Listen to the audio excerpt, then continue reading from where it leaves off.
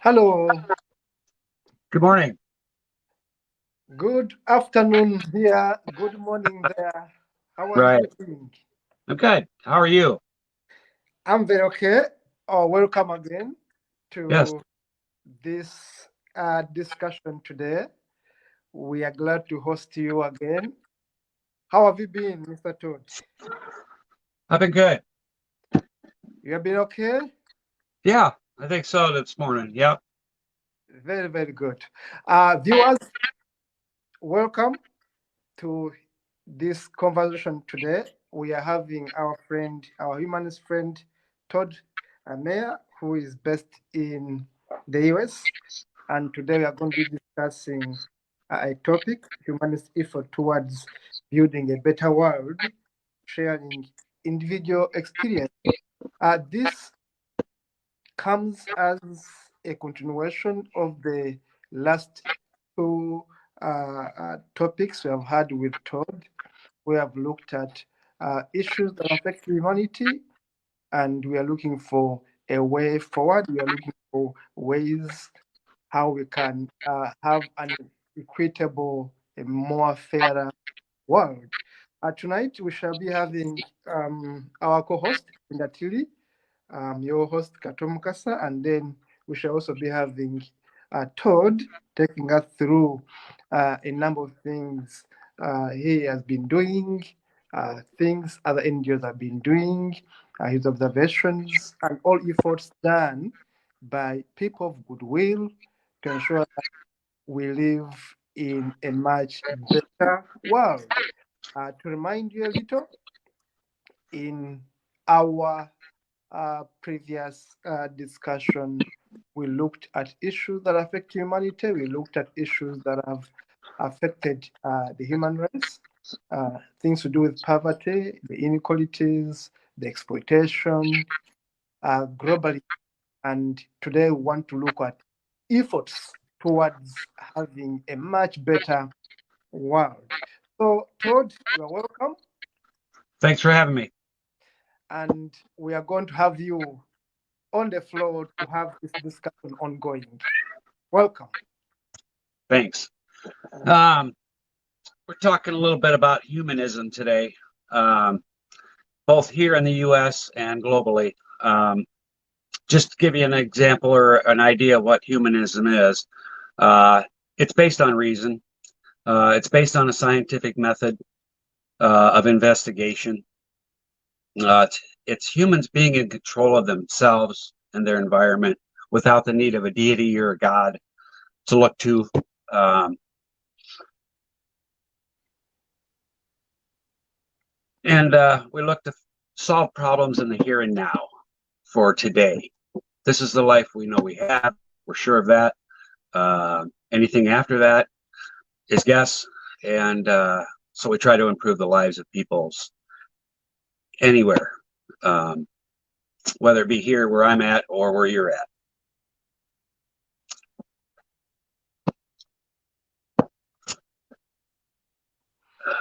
I'm sorry, I'm having just some technical difficulties this morning. Yes, I can hear you. You are breaking a little, but not so bad. Not so bad. Okay, good. Um, you compare that to, say, the religious organizations that are out there, the charities and whatnot, that are always bragged about how good they are and that and whatnot. And yes, they do some good. Um, I just don't think putting your hopes and dreams into something that I think it's more important that we put our uh, our hopes and dreams in others, and they do the same with us, and then together we make this life better. Um, to strengthen people's self awareness, self worth, and go from there. You, where you're at, do you have a humanist organization there? Yes, basically, in Uganda, we have quite a number of humanist organizations, of which I've been a leader, of which I've been a part of the founders of some of them. We have over 30 registered humanist organizations in Uganda. But also, as you are aware, we have humanist schools in Uganda. And okay. Now, are those secular schools or humanist, or are they a combination? Humanist founded schools. Mm. Humanist founded schools. Schools Okay. founded by humanists, by secularists. Because, of course, as you know, initially many of the schools in Africa were founded by faith-based institutions, Sure. such as the church, such as the Islamic Foundation, and all that. So it is quite interesting that it's only in Uganda that I can talk about humanist-founded schools.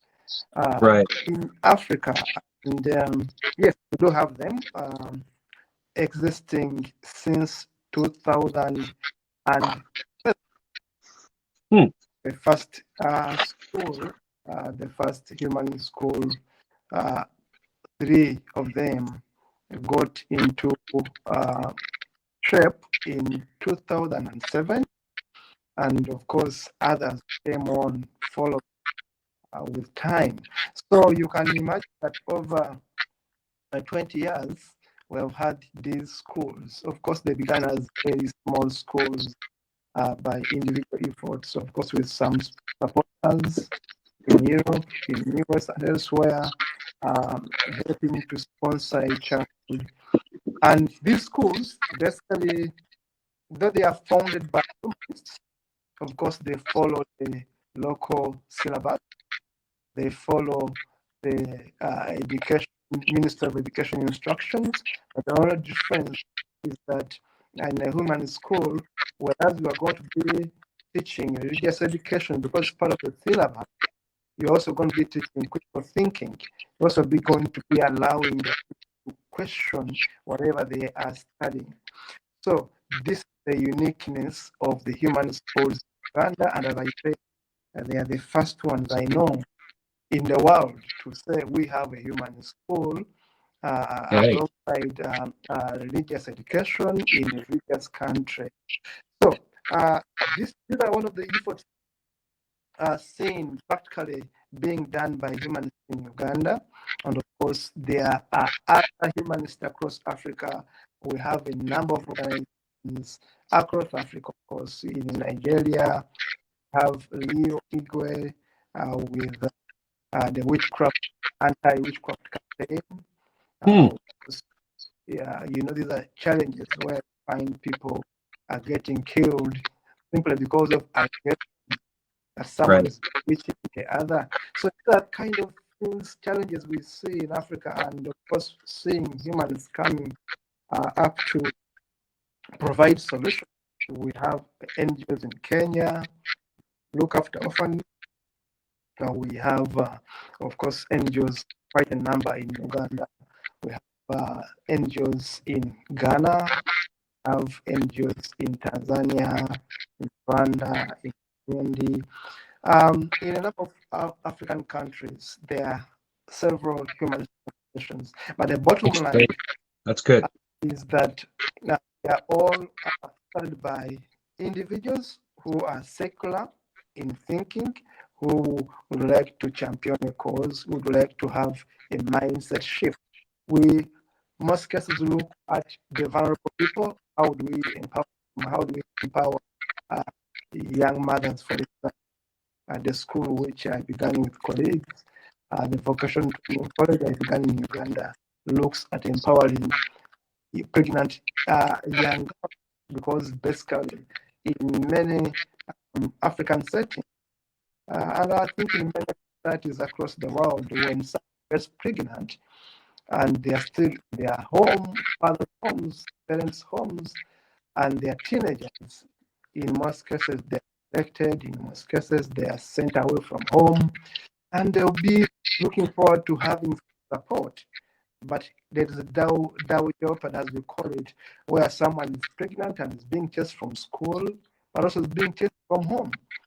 Right. So what we have done is with the PAL Vocational Training College is to provide education to young mothers who have nowhere to go, and being able to provide them where to go, take care of their children, give them a practical education, things to do with hairdressing, catering, tailoring skills. Basically equip them with skills so that when they go back to the community, they can be able to take care of themselves. Right. Of course, we have programs that support children, programs that support orphans.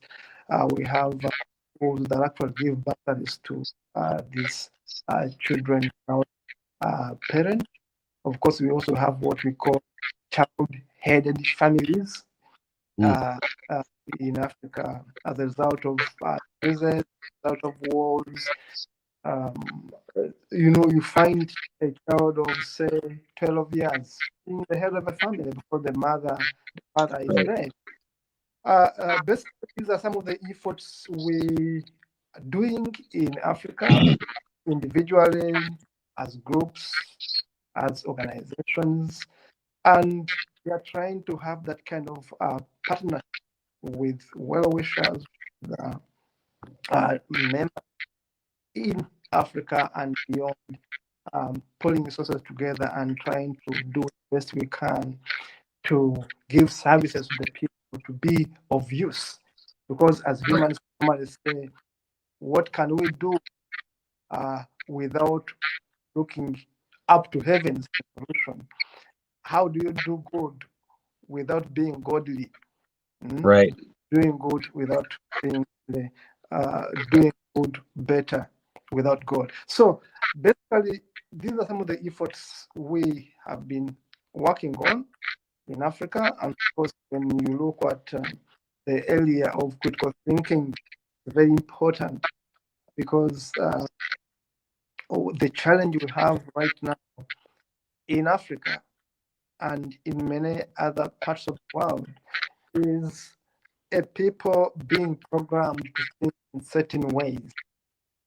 You grow up in a church kind of setting, you grow up in a family kind of setting where you have traditions, where you have culture that actually clash with reality. Mm-hmm. Of course, they are part of your culture, they are part of your religion. In some countries, in some families, you find that you cannot distinguish between a religious perspective and a lifestyle, a religious kind of teaching and a lifestyle. You find that someone's religion becomes someone's lifestyle, and this permeates more in Islamic setting, where you find that Islam becomes people's lifestyle. There is a difference between what the Quran teaches and what the society believes to be what must be followed daily. Today I was checking on the internet, and I was and I saw a photo of Muslims doing prayers in a banking hall. In a banking hall, they have gone to withdraw money or have money. Yeah. And time for prayers come, and they say you want to pray. Yeah. And they start to pray right in a banking hall. And this is in Nigeria. I was right. watching this and say, what's going on here?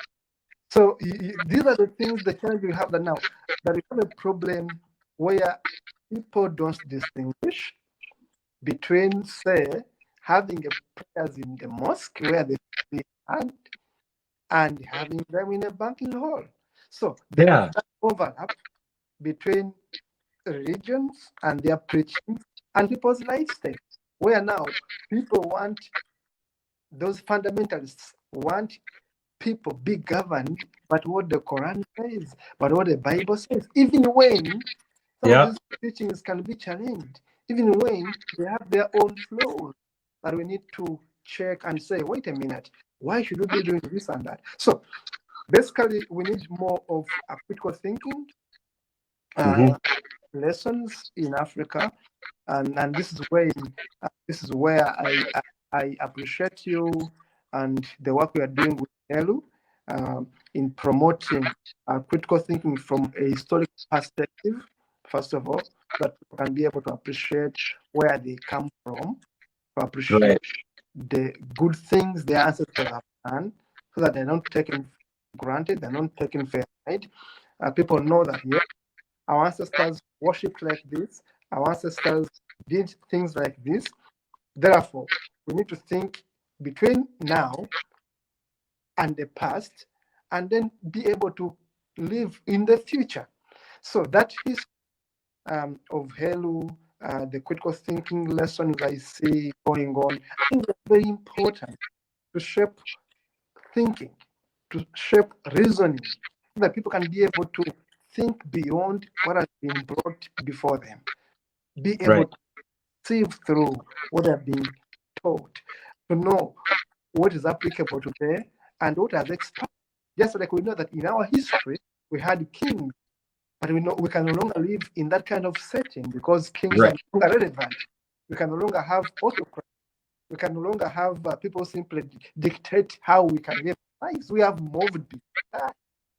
And it's important that when people appreciate this history, then they are able to know the present dictates and also be able to live in work towards the better future. So in brief, these are things we are doing in Africa.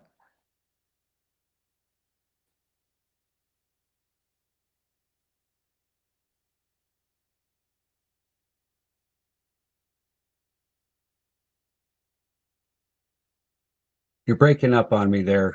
These are things we are looking forward to continue doing. Um,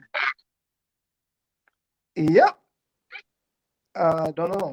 I'm back. I'm back. No, your picture's froze. There you are. Nope.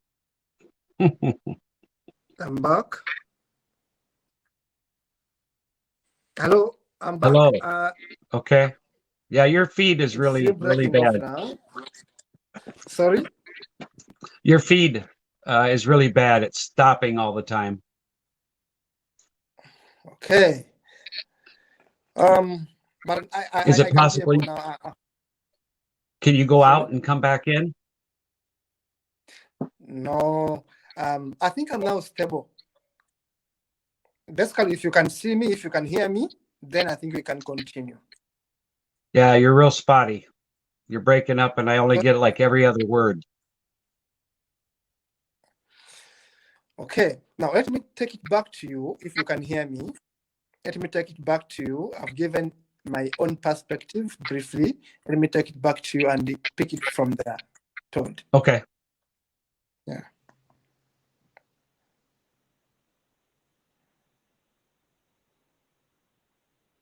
Please go on. You keep freezing up on me. Oh. Yeah. I can see you, I can hear you, and I'm saying that if you can hear me, please go ahead and share your own experiences in your own setting. Okay. Yeah, I did hear that. What I'm finding here, and like I said last week, I've only been a humanist for about 5 years. I really haven't been active as much as most. But what I'm finding here when I look around my local state and then out into the nation is that there are groups like the American Humanist Society or Association, and you look and there's really not much activity.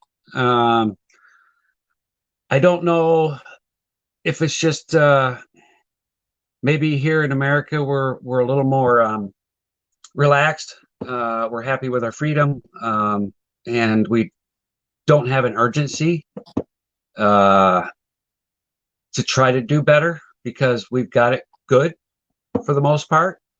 So I don't see a lot of movement in the humanist sector. I do see a little more in the atheist and secular. They do quite a bit more. They put out a lot more content. But as far as humanist, there isn't a whole lot going on here. And I don't know if it's for lack of leadership or a lack of interest, but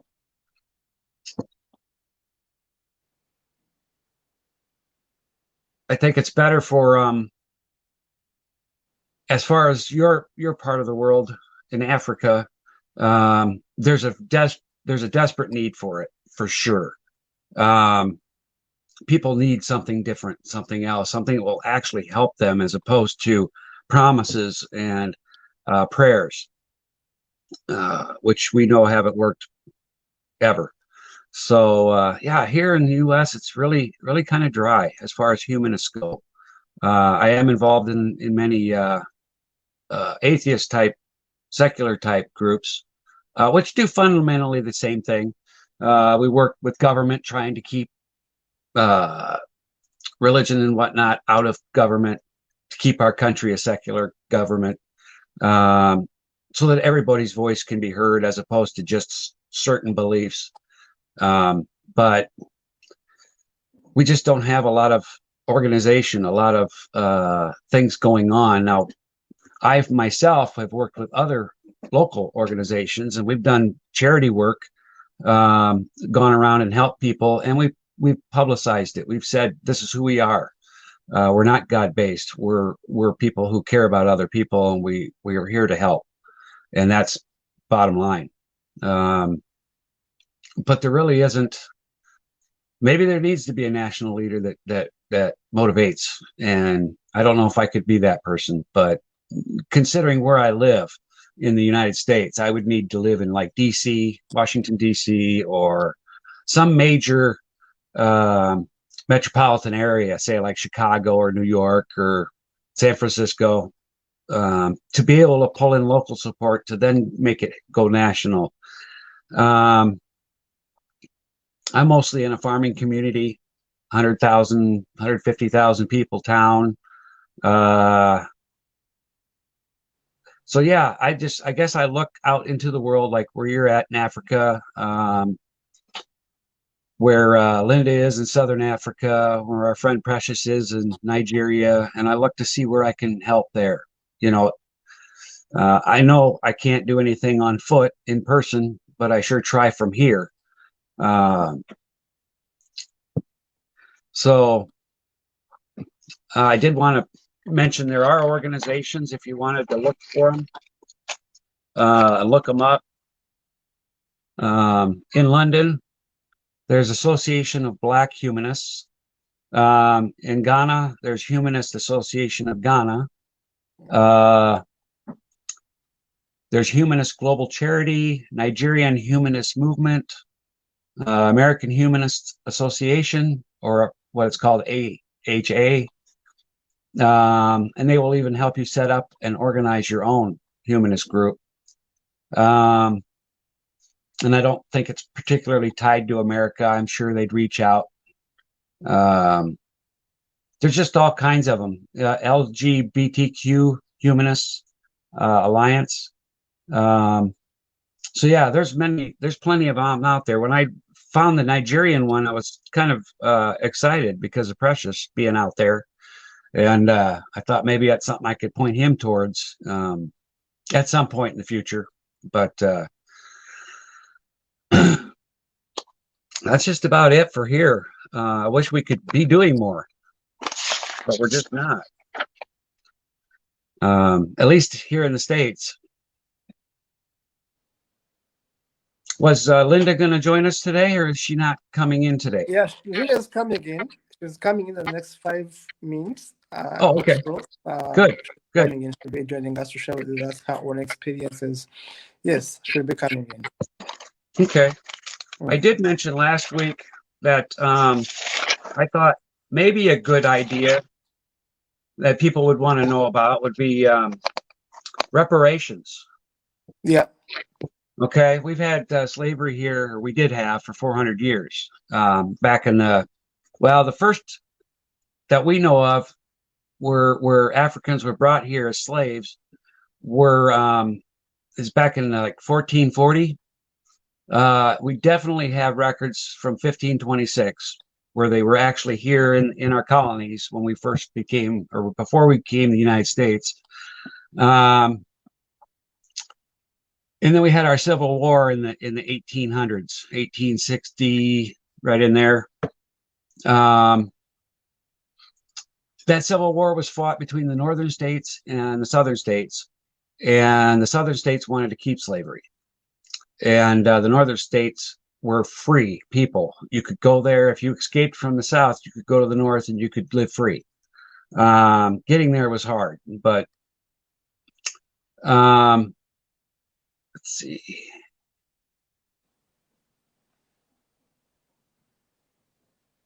The first attempt at trying to do reparations was back in that time.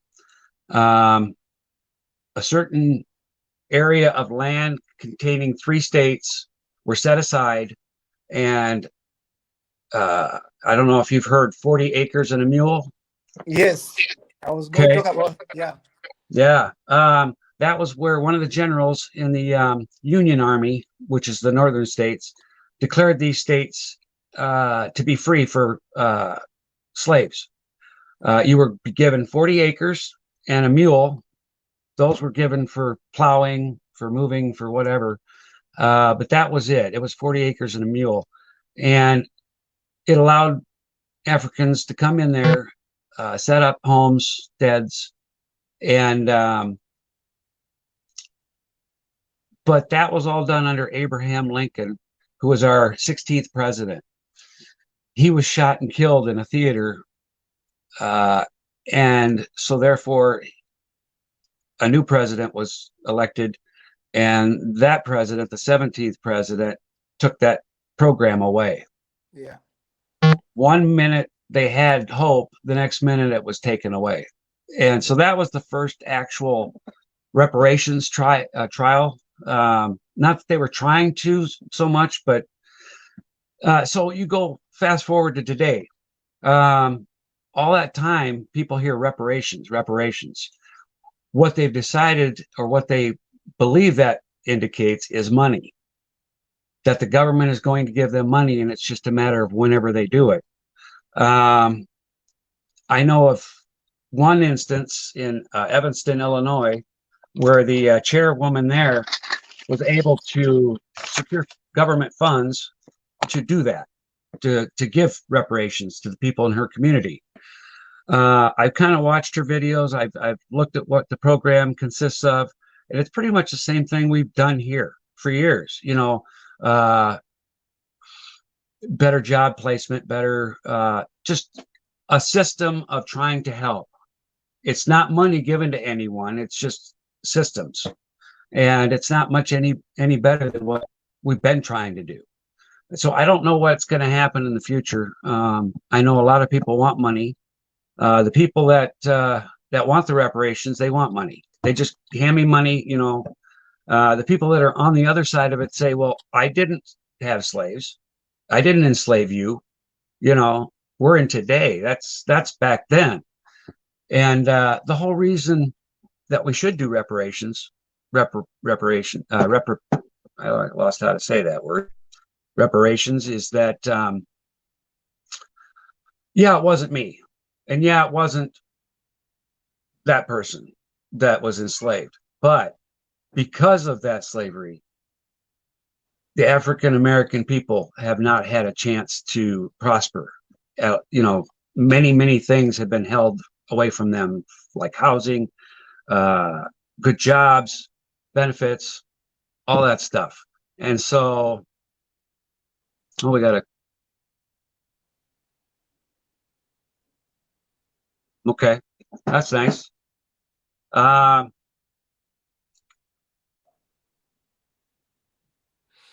So there's really nothing being done about it. It's just human services, and I don't know if there's an answer. It's been estimated in the trillions that would be owed for all the labor that Africans have put forth in this country. You know, that's just crazy numbers. And I don't know that handing people a bunch of money would solve anything, because they'd get it, and I mean, I know if I were given a bunch of money, I'd invest it. But I have that background. I have that understanding of how that system works. Um, and I think a lot of education is needed to help people if they are given money, to understand what they can do with that. But that's just a little touch on the reparations that are going on here, which isn't going anywhere really. It's just the government keeps dragging their feet. It's just the longer they put it off or kick it down the road, the next guy will have to deal with it, and that's just kind of the way our government works sometimes. Yeah, to add a little bit on what I was saying, of course, the idea of reparations is the idea to bring equity, is to bring the person who's below you to go to a level where they can be able to achieve a little more than what they would be achieving without that support. So when you look at it, yes, it's true. There was an effort to give the 40-acre project to these slaves, and it was reversed because the system itself was not willing to support the Negroes, as they were being called, or the Black Americans live a better life. But again, when you look at it, someone to say, I was not the one, I was not there, I mean, it's escapism, because it's the system. It's not the individual, it's the system which keeps people down at the expense of a few other people who are in control, who are economically stronger, and all that. I have to give the example of the Jews. When you look at the history of the Jews, the Jews were compensated in one way or another. There were reparations for the Jews. If anyone looks at the history, they were able to be helped get back on their feet. And the Americans, the Europeans, were not shy to say, it's not us, it is such and such who did this. I mean, the issue was, how do we help them get back on their feet? Now, if the Jews could be helped, and again, even when you look at the Japanese, after the Civil War, after the World War, there were efforts to help them get back on their feet. So it's not something which the African Americans ask, and it's too much. It has been done elsewhere. We have seen reparations being done elsewhere, helping communities that have been doomed economically be able to come up to a better level of bargaining, of economic survival. If they can support the Jews, if they can support the Japanese at one point, why not the African Americans who have been enslaved? Why not enforce the 40-acre projects that have been proposed, or at least give them some bit of capital, some bit of leverage to be able to bargain better, to be able to survive in a harsh kind of environment. Yes, of course, there are messages coming on the screen. I don't know whether you have been seeing them. There's one message from Ivan Titindi, who says that's a nice idea to have human schools, will be a major boost in the liberation struggle. Messages are going through on the screen, and I've been able to see a few of them going through there. Helu, of course, says we need more of human schools, and in third world countries, critical thinking will defeat faith-based fair tale that has kept us stagnant. So some of the viewers, of course, are sending messages. Please continue sending them. We should continue sharing them here. What we are looking at today is efforts done by individuals, by organizations, to bring equity, to bring balance, to bring fairness in the world we live in. So when I talk about reparation, we are talking about humanist efforts, schools, charity NGOs. We are looking at the better stories. We are looking at the productive ways people are taking to empower those that have been left behind. So Todd, I'm back to you. Continue sharing your own experiences and observations on this very topic. Yeah, you made some good points there with the Japanese and the Jewish community. That is very good. Um,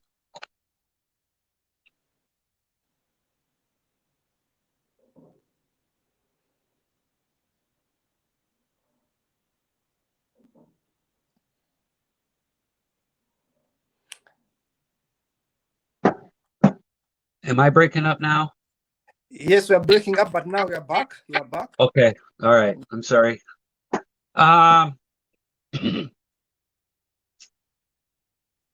there, I'm really disappointed in what there is for opportunities for organizations, I should say, here in the United States. You know, doing the research and looking at all these places. It's like having storefronts with nobody there. You know, nothing's being done. Nothing's happening. You look at the humanist sites that I've seen here in the U.S., and there's, you know, the last time they got together was, you know, 2019, but the site is still there. Or they have something come, they have a calendar of current or upcoming events, and it's empty. There's nothing there. I don't know. I guess I'm just a little. I thought there would be more activity here than what there is, and you know, I know what's going on in our local area, but oh, we got a question there. Amber, Don. Unfortunately, America has never been in the business of helping African Americans. You're right. You are right. We haven't done it here. We haven't done it anywhere. Um, and you know, I feel bad for that. I really do. I guess I'm just a person that wants to help and do what I can, and I don't see a whole lot happening here. I'm really disappointed. Um, I think Americans are just a little too lax. We got it too good. Um, we don't have to think about the struggles. We haven't lived that life. I see it. I see it every day. I see it out in the world, in my community. You know, people hanging around talking and they have no jobs, nowhere to go. They're just hanging out. And because they've given up, you know, the system's against them. Why bother? Why even go downtown and look for a job?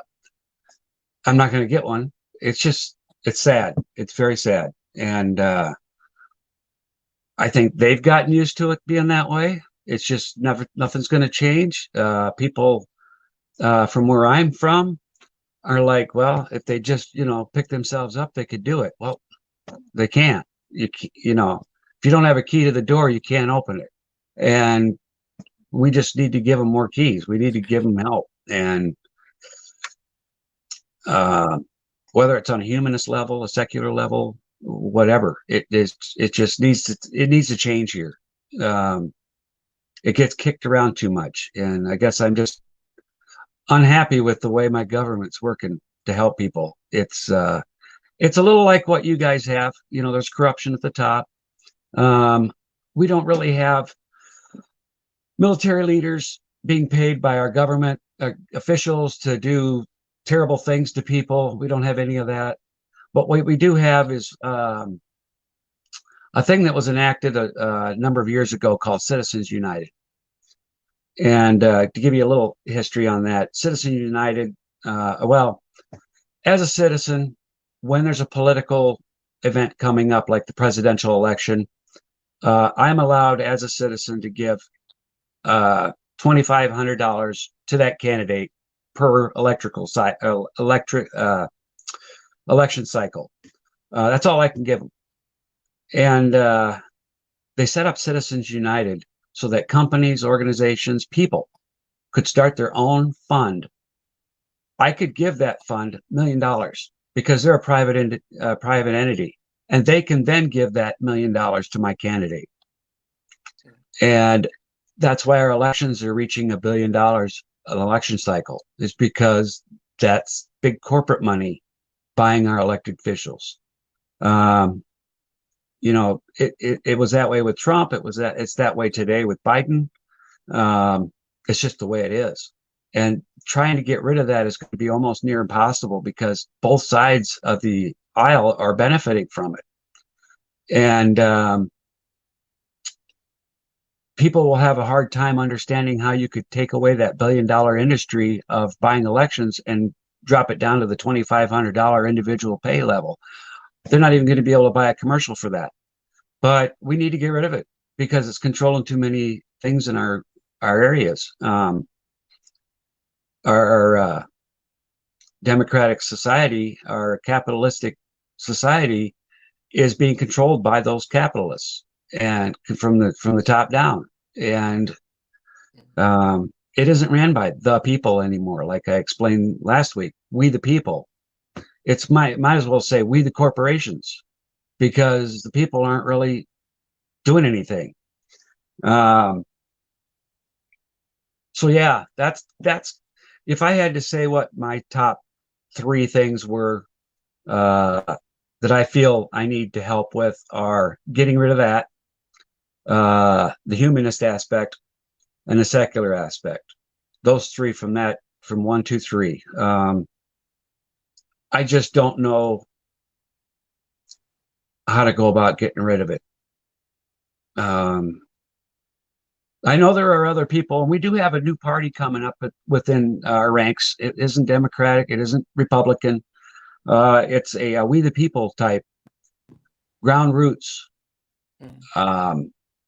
that's working and signing up in states to become electable. We have 50 states. I think we only have like 2 or 3, so it's a start. It's a beginning, but it will take time. You know, they say time heals all wounds. Well, some of it, I'm getting tired of waiting. I think, people need help. They need to help. We need to help them become productive citizens in the community, because when they become productive, they pay taxes. When they pay taxes, we have better roads. It just win for everybody. I'm not looking for new roads, so I'll help get him a job. I want him to be happy. I want that person to have a family and live like I do. Not that I'm not rich by any means. I'm middle class, I would guess. But that's my top 3. What's that? Quite a very good observation. Of course, Amber John sent a message there, which you read, of course, saying that the American government doesn't care that much, and I think it's the challenges of capitalism, which has taken over the entire world, almost the entire world, where corporations rule the day, where it's about profit making, it's about wealth accumulation, and the aspiration of the people are forgotten. And I've been saying time without number that capitalism, they always see it in America, in the US, and I know the US champions this kind of capitalism and spreads it all over the world. Basically puts a few people at the forefront and doesn't care about your skin color. It doesn't care about your size, your sex. It's all about some individuals owning companies and wanting to make more money. Yeah. So to me, capitalism goes beyond racism. It's about a few individuals, whether they're black, whether they're Asians, whether they're Caucasians, who wanting to make more money, regardless of the suffering of the others. If they are making guns, they want to sell them. And what do guns do? Guns kill people. Yeah. If they are making drugs, they have to sell them. Therefore, there must be some people to buy these drugs. Once we have the oligarchy, the companies, the corporations looking for profits, then we have a problem. And once this insatiable greed for wealth is not tamed, then there is a problem.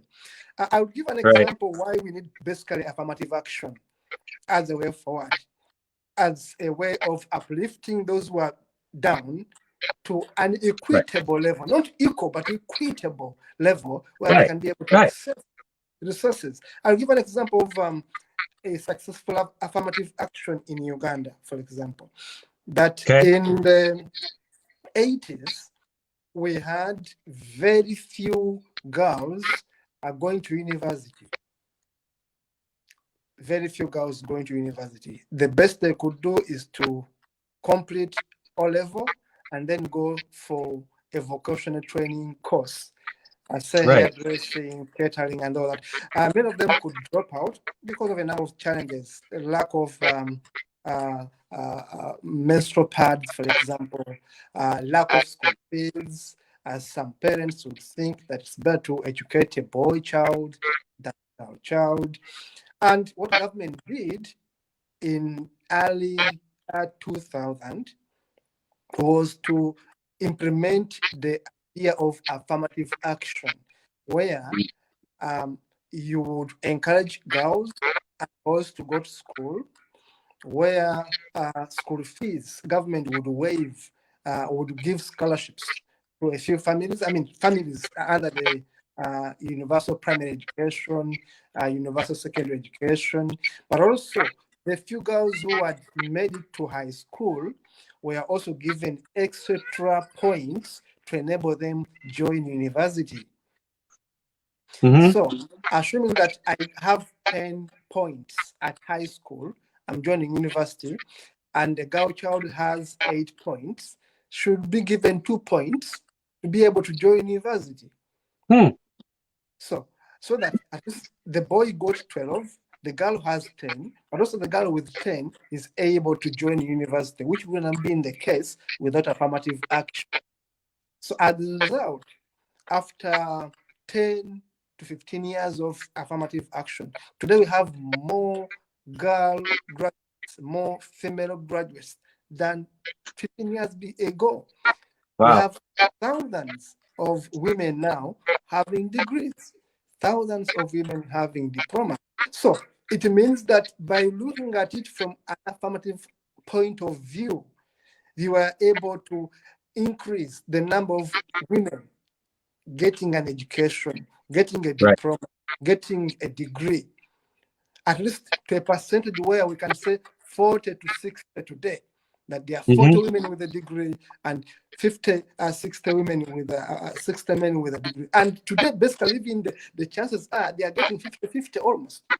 There are Right. many women at the university today, as I speak, than 10, 15 years ago. So this is affirmative action in play.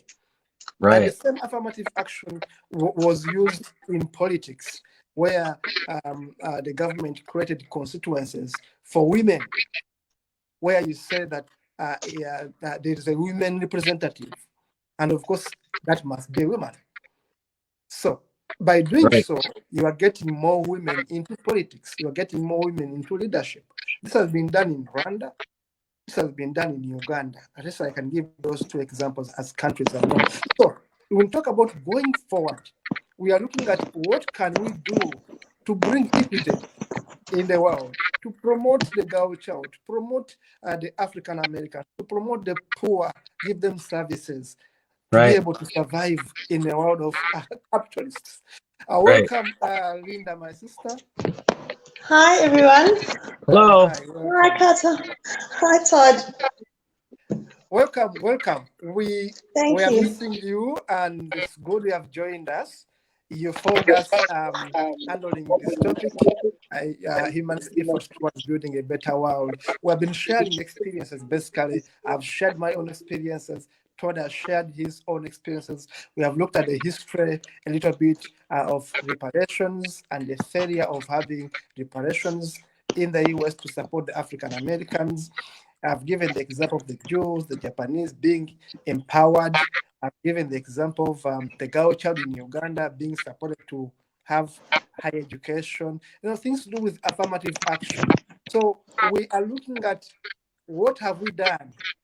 What are the good things we can talk about that humans have done to bring this equity, to bring this fairness in the world we live in? We have been sharing experiences basically, and I want to welcome you. And I would like to say Thank you. the floor is yours now. Thank you. Well, I just caught a little bit of that when I was backstage. Is my sound okay? Yeah. Because it sounds like it's breaking up. Okay, great. So, obviously, we're talking about African people who have been displaced and are sort of in between two worlds in a way. I think from my side, I can speak from an African perspective, about Black tribes across our continent who were displaced from tribal land, ancestral land, during the colonial. Let me just edit myself here. Colonization of our continent, and because our continent was split by the colonialists, we just our kingdoms were all broken up. Because, as you know, Kato, we had lots of great kingdoms across the African continent, and the colonizers came and they enslaved our kings and our royal houses and destroyed our royal kingdoms, and then they made borders between us. So whereas before, for example, South Africa and Zambia, Zimbabwe, Namibia, we were all, and Mozambique to a degree, although they had the Portuguese, and Botswana, we were all a series of kingdoms that worked together along the coastal area in southern Africa because of the trade routes. Now suddenly we had borders and fences between us. We had a lot of incidences where families were split as well, because our men moved a lot with cattle and with livestock, and would often migrate from one part of their land to another part, or for trade, or for better grazing, or water for animals, or they would move from one side of, well, I won't say one side of Africa, but like on the southern side, or the tip of Africa, it's further inland for weather conditions and things. So they also had wives, because polygamy was not a crime or anything then. It was a natural way of life for African people. So there were many men who, let's say, for example, who present-day Zimbabwe would have wives in present-day South Africa, and children there as well, which they, and there was an unspoken kinship between the kingdoms, whereas if you didn't have a lot of water or grazing, the neighbouring kingdom would come and you would help them, and vice versa. Now, all of a sudden, we had rivers, landmarks were used between us. Mountains, rivers can no longer pass there anymore. And they still remain to this day across Africa. We have never regained our kingdoms, or some have been regained. We have never regained our kingdoms, and so much has happened in between that time that I find around Africa, people are confused. A lot of people, especially in large countries like South Africa, they don't really know where their land is, their original land, because they were pushed from it to other areas where they lived for maybe 100 years, and then they were pushed somewhere else and pushed. So where do we actually, as Black African people, find their true ancestral land? And the other issue that I have as well is that all our significant cultural ancestral places across Africa have either been made into national parks or into UNESCO World Heritage Sites, which means that we are limited access to them. They are under national park regulations. We are only allowed in them during certain hours. We are normally charged quite high fees to go in US dollars, although they do have a residence rate. There's restricted access to all these areas, and permits and things that have to be acquired for them. They are used obviously for tourism and for making money, but there's a lot. The African people were never consulted. And I mean, we think of the most magnificent places in, let's say, East Africa. Everyone knows the Serengeti National Park. I lived in the park for many, many years. I worked in the park. So I have seen parts of East Africa that the East African people and the tribes whose land that belongs to have not had the privilege of seeing, because it is a highly expensive not fenced off park. Sulu Game Reserve, you have the Masai Mara in Kenya, you have the, what do they call it, Kazinga National Park, it's Queen Victoria, is it? It's Kazinga, for me it's Kazinga National Park. So, and then we have the things like our Lake Victoria and Victoria Falls, Mosi-oa-Tunya. You see, all these names have been, we still retain the colonial names. Victoria this, Victoria that. So not only have they taken away our cultural places, our heritage, but they have taken away the names, because the names, we still have the British names on them. So we're talking about repatriation, and obviously talking about, people coming back to Africa, but I'm talking about people within Africa. People are lost. That our history's been destroyed. Oral history, a lot of it has disappeared because people have died, and it hasn't been passed on from recent history. And we are very much a continent of lost people. I mean, if you look at the national parks, sorry, just going back to them, like Kazinga National Park, people used to live there. They were chased out of that area, and it was made a park. Now it becomes illegal to enter that park. You will get shot if you go in there. Nobody is allowed inside. If you're inside, you're considered a poacher. And you look at places like the Serengeti National Park, the Selous Game Reserve, the Kruger National Park. The Kruger National Park, which is well known worldwide in South Africa, has got important Iron Age settlements and places on it, the land, as do all our national parks. That some of them have been sort of done up and used for tourist attractions, but those are ancestral places. There are grave sites there of ancestors that people need to connect with. And I'm not talking about for rituals and all weird things. I'm just saying that to connect into a place that is of significance to your tribe, to your people, where your great-great-grandfathers and people, they are buried there. Those have all been kept from us. And people when people think of land, they think of cities and main areas. But think of all the tribes who have been displaced from every single national park in Africa that was set up by the British. Those people have never got that land back. And that's now national parks. And it's totally out of their hands. And I just believe that is very, very unfair. When a country is invaded and then the invaders take over, when they leave, you normally, as a people, pick up the pieces and you rebuild and you go back to your land. So many years have passed. So many people have been taken off our continents. A lot of the people that were enslaved, that left this continent, were never, their history was lost. They were cut off from people here in Africa still. So there we had important oral history that was lost. We had our kingdoms destroyed. Our kingdoms were particularly targeted because that is where our history was. Our artifacts with all our carvings and all our artwork, which told stories. We have our music, our traditional songs, which do have a lot of cultural meaning to them. But it's just very sad. If there was a situation like today in South Africa where everybody could get their land back, there would be lots of fights about that as well, because the South African tribes that are here today originate from Great Lakes, Congo, West Africa, Yoruba in Nigeria today. There are also a lot of genetics here from East Africa, from East African people.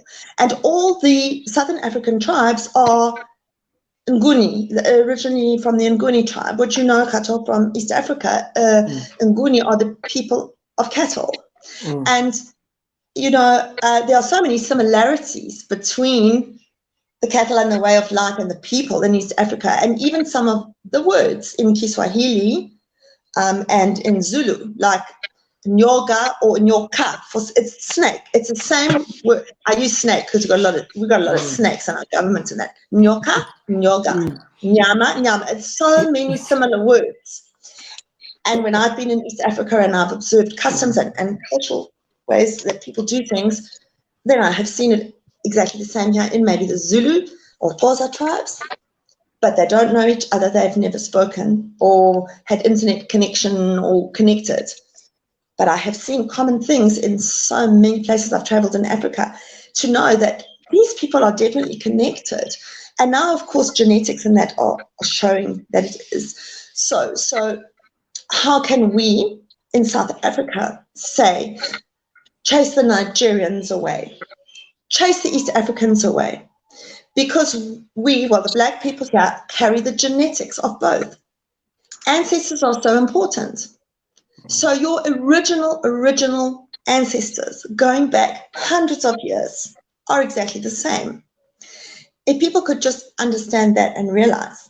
So now you say, well, where's my place then? Congo, Great Lakes, or some of the tribes moved and stayed for many, many years with the Khoisan people in Southern Africa. Some of those split off and went into present-day Malawi. Some moved Mozambique and Zimbabwe, and some settled in South Africa. And we had the different tribes forming the Xhosa, the Zulu, the Sotho, the Tonga, and all that. So where is your place then?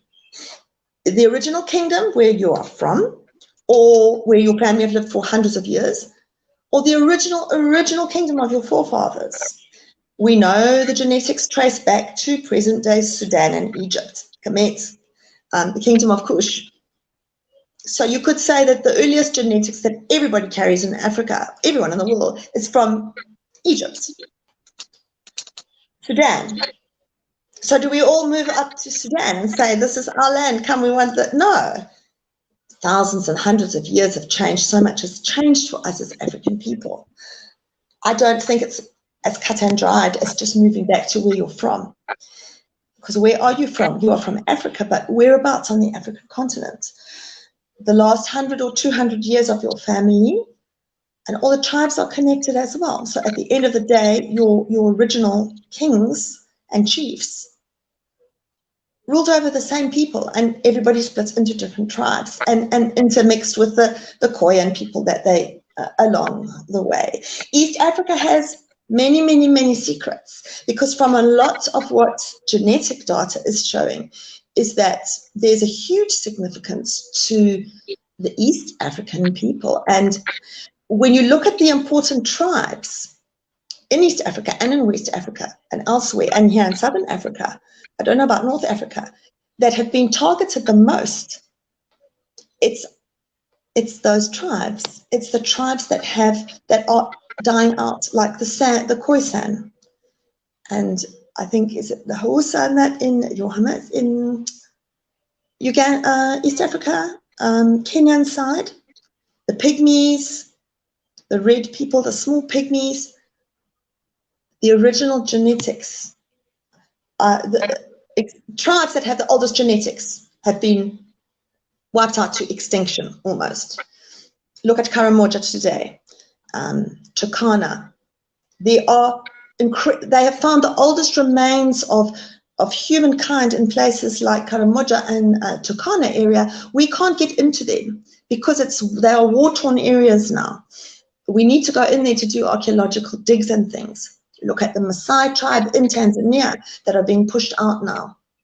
And we have illegal bandit miners going in there and not caring that there is, I mean, ancient, complete hominid skulls and things that they found that's been preserved in volcanic ash. And the last archaeologists and researchers that were there were assassinated. They were, important parts of history for the entire world, not just for us as African people. And we don't know these things, and we are losing even more of our culture and of important things. Where mining in South Africa, they are finding graves, and they have got a special thing in place where if they can't contact relatives of the grave, the graves are exhumed and moved. The people don't have a choice. The people have been moved around so much, they don't know perhaps their ancestors are buried on this land. So bodies are now being taken away and places being made now for infrastructure and for mining. And it's just so sad, because we are at a stage now where, especially in Southern Africa, I see people are lost. I see black people asking on groups, are the Xhosa and the Zulu related? Are we related to this group? Are we related? People just don't know, because our schools here don't teach it. You see, they only teach the white version of African history. and it's very, very sad. Also, because we have a huge religion. Everybody here, religion is going to the extremes now, because with these mega churches and things that are coming over here. And the problem with that also is that we've got people that are realizing, a lot of people are waking up to the fact that religion is a con. The Christian religion I'm talking about now in South Africa, specifically Christian. So they are being drawn back to what they feel was a African spiritual cultural connection. Religion. There was no religion. It was spirituality. And they are getting conned again by these people claiming to be witch doctors and to have special powers and things. And this is also leading people to do terrible things, to kill people, to kidnap children, to sacrifice, to cut off body parts, and that it is absolutely not what our ancestors would ever condone, death and killing and sacrifice and things like that. But people are confused, you see, and they think that it is. I know in Uganda and in Nigeria and in Malawi, we've got huge problems with witchcraft. And these are our elders. These are our walking libraries, our knowledge banks. And there are elderly people being slaughtered around Africa, being accused of being witches and wizards. When they die, their history goes with them. If we don't respect our elders anymore, we don't take the time to spend time with them, to talk to them, to ask them questions about how it was here before. Now it's all to do with witchcraft, and we kill them, and we can't even see what we're doing, and we are going further and further and further away from ourselves as African people and true values here. So it is very difficult for people to know where they really connect to, and which part of Africa is theirs. And I know for a fact that if a whole lot of people in South Africa had to be relocated to East Africa, they wouldn't be happy, and the East African people wouldn't be happy. And I look at all these outbreaks of wars along in Congo, Rwanda, Uganda, and we see a lot of trouble starting there now. We see the Uganda-Kenya thing with not the Ugandan people. It's a political thing. Is this all to do with land? Where did all the people, say, from Kazinga National Park, where did they go? Where did they run to? Where are those people now? They must have been on somebody else's land. Whose land is that? Buganda Kingdom was one of Africa's most amazing kingdoms. It's known today. We have lots of kingdoms. Buganda is one that really stands out, if you know your history. And I don't know, Kato, how you feel as an African, and you also with and Buganda Kingdom, was it a slow deterioration, or was it like our Benin kingdoms and that people know of here that were just completely annihilated? No, and thanks where so much. did those people go? Thank you so much for such wonderful observations, Lynda. The beauty is that you know lots of history, African history. You have been quoting from South Africa down to East Africa, West Africa. You are well versed with the kingdoms and the tribes and the culture of Africa. Basically, it's important that we continue taking this kind of information to people. And that's why it's important to have those beautiful articles of yours. You post on your Facebook page. I generally read them. They are quite interesting. I think we need to have them more to bigger audiences. We need to push them more to our African call to activism platform, because Yes. what you write basically is so important that I know you cannot even have the time to finish everything right here. But I think it's important that that history you put down, you have documented, is shared widely with Definitely. a much wider audience, because we don't know this. And this is what makes your work, Ebenezer Haley's work, very important, because it brings the salient features of the continent we don't know, of the issues we don't know, of the things we don't come across in our schools. And that's important. When you talk about the Buganda Kingdom, at which I am part of. Of course, due to colonialism and of course the imperialism going on, we no longer have strong kingdoms. Of course, kingdoms have been watered down. They are part of the Yes. countries now. We are in a republic. So you find that the values that we could get through an organized kingdom are no more. These kingdoms are there on paper, some of them, like the Buganda kingdom. The kings no longer have the powers they used to have, the influence they used to have. Of course, the people remain there who are believers, who are followers of these kingdoms, but the kingdoms today have been watered down so much that the kings, their chiefs, and all that no longer have the powers to do much. Countries are now more independent, as we say. They are more republican, as we say. So just like you see it in Nigeria, you see it in Ghana, the values of these kingdoms have been relegated. And as Todd was saying, capitalism has taken sway. And this is what I've been saying partly, that now we have companies, we have corporations that are interested in making money. We no longer have institutions that are interested in promoting the social fabric of society, in promoting unity, in promoting cooperatives, in promoting social equity. We no longer have these entities.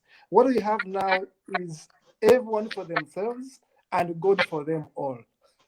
Right. And that's briefly, that is capitalism. Todd Yep. was talking about. It And is. this is the world we live in, Lynda. And we need to be realistic of the world we live in, and then ask ourselves, what do we do moving forward? How do we handle these situations? I think I can take it back to Todd. I think I see is itching to Yes. say something. Itching to say something more about this. Todd, back to you. Yeah, it's it's good to see Lynda. Appreciate what you know. You are very knowledgeable for sure. Yeah, capitalism. It might be the death of us all. Who knows? It's gotten to be, and I think here there's a good number of people that are living in this me. You know, it's about me. It's about me. What do I get out of it?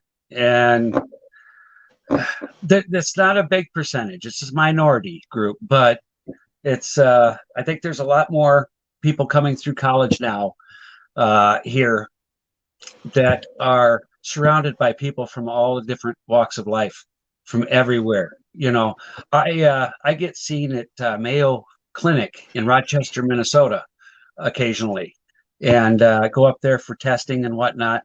And there are people from all over the world that either come there to learn or are there for as patients. But I took a bunch of pictures of them and I shared them with Precious, and it just blew him away. The number of people from all over the world that come here for education, for healthcare, for you name it. And I think these younger generations that are coming up now through the ranks, that are heading off to college, are surrounded by people from everywhere in the world, and that's good. They're learning about It cultures. is. They're learning about people that are different than them. And they're starting to see people as humans. They're starting to see them as not black, not white, not oriental. You know, they're seeing them as people. And that's a majority. Okay. So things are looking better that direction. And they are seeing the problems we're having in this country with the Citizens United that I talked about earlier. I have a lot of hope in the new generations coming up today. I really do. I see a lot of good coming from it. And the LGBTQ groups, they're making strides. Just, I think it was just yesterday I heard something about the Pope was offering the church, you know, to let them in the church. It's coming. It's coming. You can see little bits and pieces here and there. You know, people talk about this one world global, organization. And yeah, I hope that happens. You know, I hope we throw down the borders and we say, come over here and I can come over there and we can just all work together. I understand we'll have to have borders because there'll be some fundamentalists, the people that are wanting to not go with the norm, with not wanting to go with what people think is good for everyone. They want to rule. They want to be in charge. Yeah, they're going to be those people. There just always is. You can't eliminate evil. Otherwise, we wouldn't know what good was. Huh. So I have a lot of faith. I have a lot of hope in the new younger generations coming along today. And I'm 59, so I'm towards the other end of that spectrum. And I've seen quite a bit over my years. And this is the first time I've seen real hope from real people. And yeah, I'm really excited about the future. Lynda, back to you. So I see my picture's gone dark. It looks like it's going to rain here. The clouds have just gone over. That's why it's gone so dark. I think what Todd says is right, is that we have to put the faith in our future generations. I know in Africa, for us especially, Kato, and this is why the work that you do so important with the humanist vocational training and with all your schools. Uganda is leading the way, I would say, worldwide. I don't know any other country where we have such a large percentage of humanist schools where children are being raised, taught religion as a subject rather than a moral code of life, and where there's a lot of science-based learning and logic and critical thinking skills.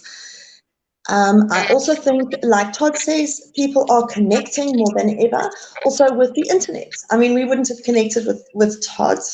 And likewise, we are becoming more aware now, like I said on last week's show, of things going on in America. We will talk amongst ourselves. Hey, guys, what's going on there with the anti-abortion bill or whatever? Whereas before, we would only maybe learn what we read in the news or were news headlines, and it's mainly focused on what's happening in Africa. And now you pick up a name in America and you'll say, I know someone who lives there or near there or in that state.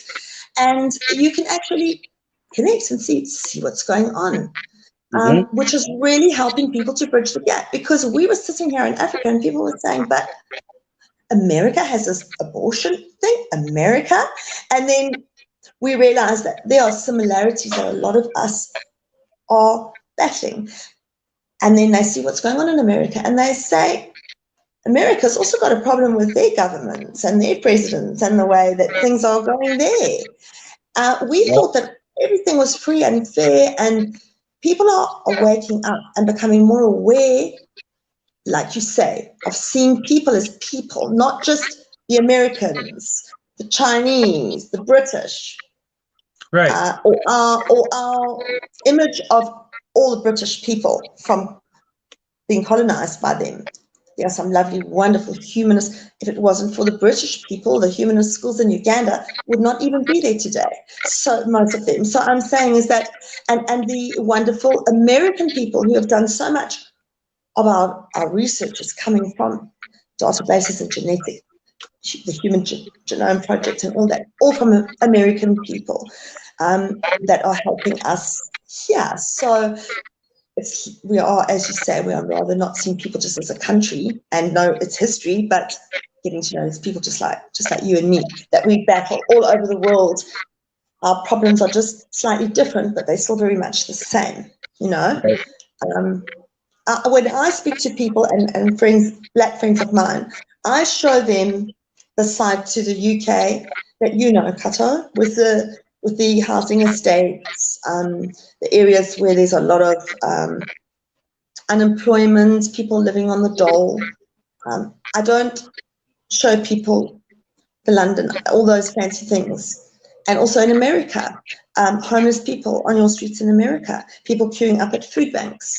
When people talk to me, when I have black friends in my own home and we're discussing things, and I say there's two sides to everything, and they are genuinely horrified that white people could be sleeping on the streets or begging, and it just gives a different perspective. And I think that just makes us more. Not every American is rich with lots of money and a high education. There are Americans that are just the same as us here in Africa. And you know, it's not every black person in America is wealthy, and an Obama and a whatever and a famous movie star or celebrity or whatever. There are black people that are suffering. They're just even worse because they're away from their homeland, same as in the UK. So I think it just helps us to have a better understanding, more deeper than what we're taught at school in history and geography. We give the flowery versions of all the products that are exported and all the wonderful things that they produce there and their festivals and foods and everything. We think, wow. But at the bottom, if you strip all that away, we've all got exactly the same problems at the end of the day.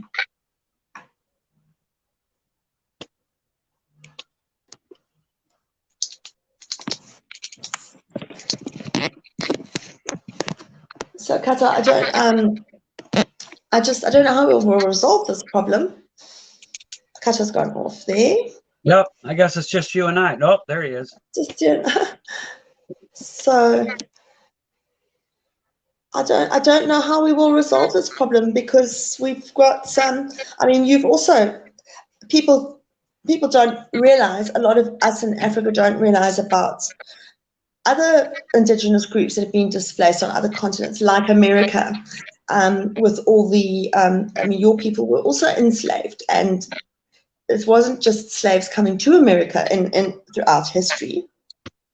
Is Kato talking? I can't hear him.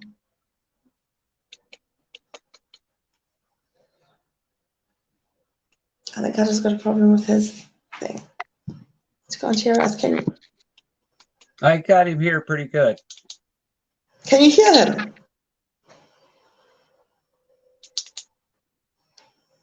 Can you hear Lynda, Cutter? Can you hear me? I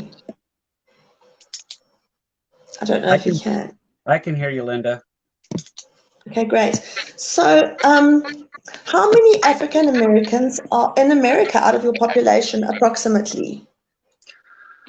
I haven't looked at this year's.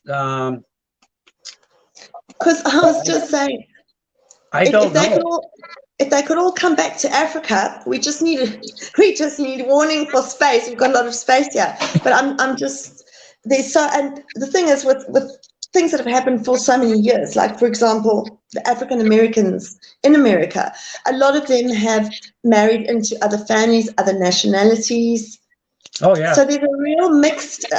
So then, where is a family from? Do they come back to Africa, which are origins, or to maybe like South America, or where the other half of the family is? I think that for us all to have peace and to be able for people to get back land, then we have to look at the way the whole world is governed differently, because it can't continue like for us in Africa. Would we go back to our old way of having our African kingdom rule, or would we have a government rule system that's been imposed on us? Or I just think we would need to find our own solutions for new ways of doing things as a new generation of people. So it's a very interesting and complex question. And I think for all of us, it's taken thousands and thousands of years for us to reach the point we are now. Nothing is going to be resolved quickly. It's just having enough people together that can find peaceful ways forward for everybody, and to come to agreements on how to do that. But for now, that's not possible, because we are still ruled by brutal dictators here in Africa. So right.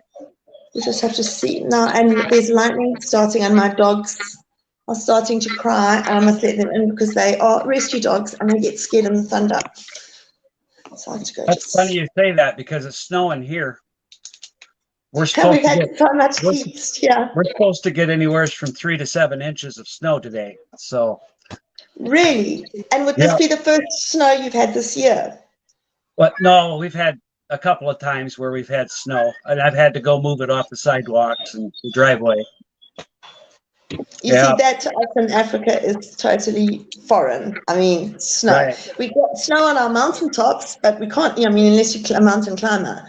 Although we've had strange weather in South Africa recently. I live in a very hot, humid coastal city. But 2 years ago, we actually had snow 20 minutes from us. Very, very strange. But wow. to see snow, we would have to go to mountainous areas and things, and it's a trip to get there, and not everyone can get there. So snow for us in Africa, I mean, times I've spent in Europe in winter, I can't do it. Well, you never know where the sun is, and the sunset and sunrise is all wrong. It's so cold all the time. It's a huge adjustment.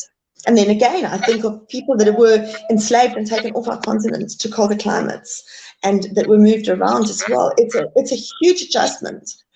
The climate, sure. the things you don't think of. You always think of the factors that people make us aware of it, but things like being on a different, from southern hemisphere, opposite hemispheres, not being close to the equator, it throws you off balance a bit. The skies look different because you're looking at the stars from a different perspective.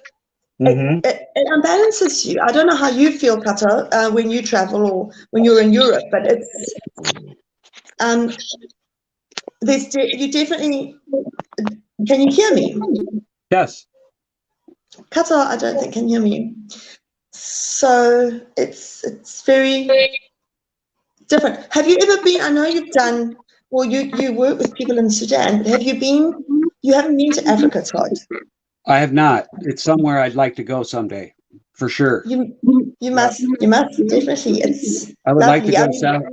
I'd like to go to South Sudan and see the city of Rumbek. That's where my friend Sunday lives. Wow. And I'd like to go to Nigeria sometime and see where Precious is from. Yeah, I've got connections or friends that I've made here on Facebook and other social media platforms from pretty much everywhere. And exactly, you could go wherever you wanted in Africa, and you'd have people to stay with. Oh yeah, and we have a small group here on Facebook where we get together on Zoom. We try to do it once a month, and we'll get people from. There's like 3 or 4 people from here, one from Nepal, a couple from Australia, one from the Jerusalem, Israel area. Is it storming there, Lynda? I'm going to just have to let my dogs. Sorry, I just want to let my dogs in because they were outside. I'm coming back now. Let me just put my thing here. Oopsie. Oh, I put it upside down. That's better.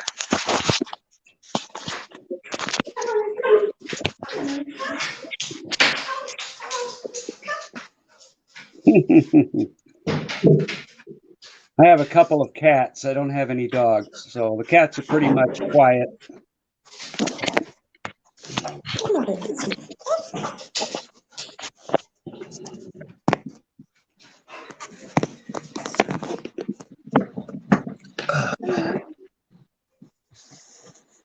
Okay, I'm back.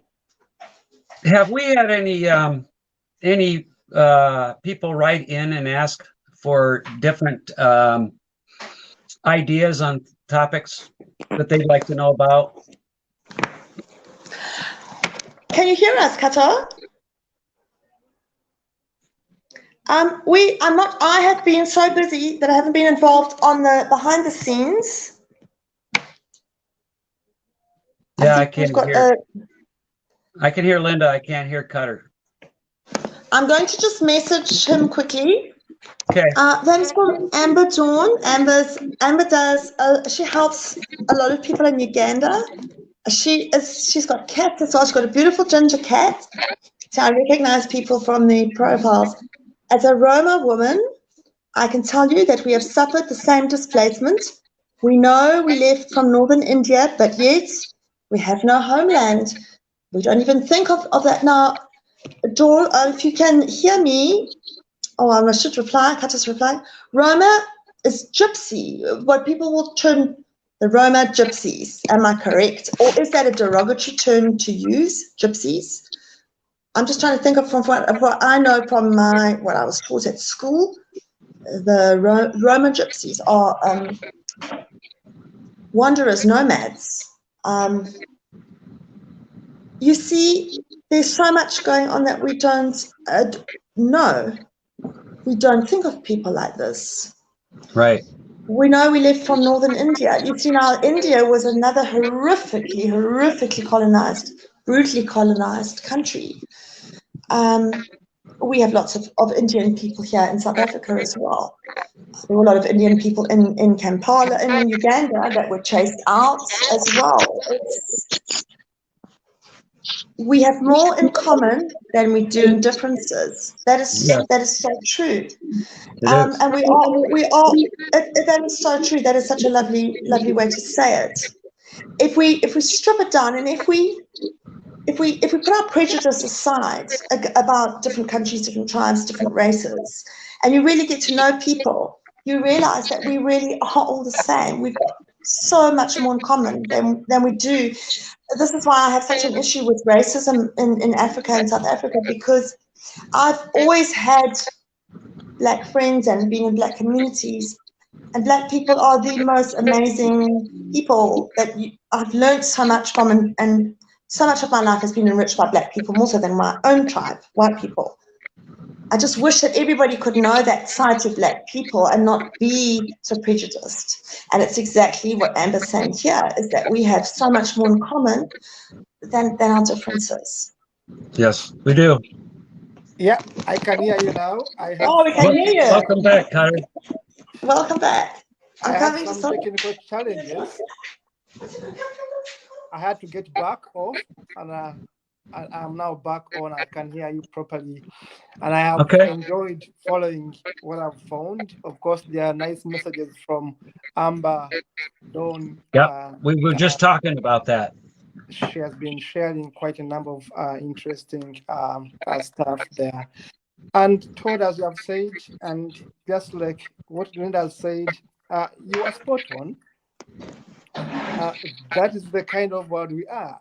One of my main concerns has been what type of system can we advocate for as humanists? What kind of system can we advocate for? Because a system that we have today, where it's all about me, the economic systems we have today, the political systems that are rigid, where the powerful take it all, those who can manipulate elections take it all.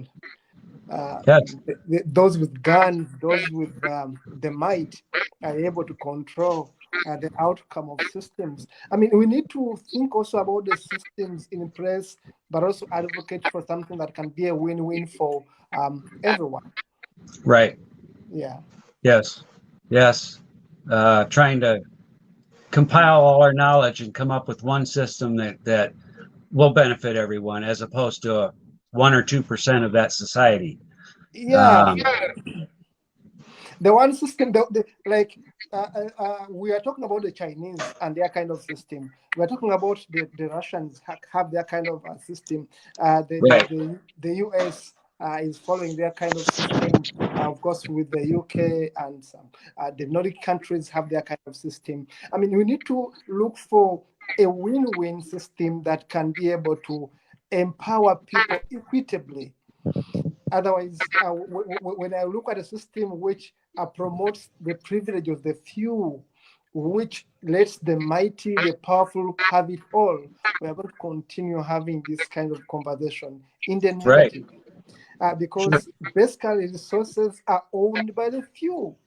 And me and Lynda and you, Todd, appreciate this. That it's, to me, it's not about being Black or being white or being Caucasian or being Asian. It's about a few individuals that have the power, that have the resources. I do suffer the same way Lynda suffers in South Africa. She has no power. As we talk right now, she's in darkness. Right. Yeah. Sure. So her color, her being white, has nothing to do with having a privilege. No, right. She suffers the same way I suffer. You, Todd, suffer the same way many white folks suffer in the US. To me, it's the system that we need to have revised, that should be having human face. Other the system that glorifies wealth accumulation, glorifies the rich against the poor, puts resources of 80% into hands of 20% of the population. That system is flawed. And Right. until we find ways to have the system in place that works for us all, we shall continue having this conversation in the negative. Lynda was talking about South Africa. And this week I saw one of our posts which was segmenting who owns land in South Africa and who doesn't own land. And it was Right. very telling. You find that 70%, I think it was 60% of the land in South Africa is owned by a few people. Yeah. And then I think about 20% was owned by the mulattoes, the product between whites and blacks. And you find the Sure. blacks owned about 10% of the land, yet the Right. population dictates that they are the majority. So to me, it's the system that puts wealth in the hands of a few people, favors a few people at the detriment of the majority. So how do we, as the human race, rectify a system that is unfair? How do we copy successful examples from elsewhere and see what works and what doesn't work? Otherwise, we are going to continue having this conversation back and forth, without Sure. having a clear headway. We should make it just one show and talk about that only, I think, yeah. because it could take its own hour and a half for sure. Yeah, we need to look at these systems and see what works elsewhere, what works Right. here. How do Nordic countries do it? How can Chinese manage to feed 1 billion people? For example, when Africa, the entire Africa, has a similar population, has fertile lands, but cannot feed the same 1 billion people. China are stealing all our resources and exploiting our people. That's how they can afford to feed their people. Exactly, partly that is it. So I will have, yeah. It is mostly your talk about your percentage ruling and being the elites. I have to say though that is majority white people the world over, whether it's our big banks and corporations or whether it's on our level, everyday level, in our local towns, in our cities, in our countries, and that me, just because my skin is white, I get privileges that a black person wouldn't, just by way of how I'm treated and shots by it's privileges that a lot of white people have that they don't see because they are so blindsided by, they think they're not racist, but they are, by the way they act. And I know that I have white privilege and opportunities. Right. If one of my black friends is really struggling with something to do with getting through to a department or to do with a labor issue or something, and they're getting nowhere, if I offer to help and get involved from a human rights perspective, suddenly doors open. It's not because I'm more knowledgeable or better. It's because my skin is white. That's the only thing. There are phenomenal black writers, for example, who will never get the time of day to get their voice heard in places where my voice is automatically heard. I managed to get human rights abuses in Karamoja to the International Criminal Court, and with war persecutions, watch. You have seasoned journalists in Uganda, those that haven't been taken away and killed, who have been unable to do that. But yet I put stories out and I get them to the right places. If I write in about artifacts being taken, people pay attention to me. Why are they not doing it to my black brothers and sisters? So the last year I decided, fine, I'm going to use my white privilege to the advantage of my black brothers and sisters and start speaking for them and trying to get my voice into places. Because of the color of my skin, I am taken more seriously. I am automatically assumed to be more trustworthy, to be telling the truth about things, and I'm given a platform. But I'm speaking, and there are far more knowledgeable people, better writers, better speakers, people with deep knowledge of their country that I don't have. But I'm welcome to come. And that is that is wrong. But instead of me getting upset about it and watching my black brothers and sisters continually being pushed to one side, that's why I've really stepped it up this last year. I've decided that I feel that this is what I need to do. I need to start using my white voice to get into places, to speak. Yep. I'm That's trying a to do that powerful same statement. thing. It's a powerful statement there, Lynda. And what you're saying is factual. No doubt about it. I mean, we need to address the question of white privilege. And Lynda, I continuously thank you for being truthful and being open about this. It's true, Todd, that in our setting, I would say in Africa, the white privilege syndrome still affects us. Yeah. And doesn't even stop at the white privilege. It goes to the Asian privilege. Mm-hmm. That Yes. an Indian is more likely to be treated better in Uganda than a black Ugandan. Because There's in an Uganda today, unspoken we have classification. Indian Ugandans, we have Indian Chinese, we have Indian Europeans in Uganda. Ugandan Europeans. I mean, people who are white but Ugandan because they've been born in Uganda, for example. Right. This is what I'm talking about. But still, the privileges that the system offers more often, you find that, just as Lynda said, that if she goes to the bank to get a loan, she's more likely to be listened to than myself. Okay. Sure. Because the system looks at her as being more trustworthy, maybe as being more able to pay back. I mean, there's that kind of privilege that she talks about and which is factual.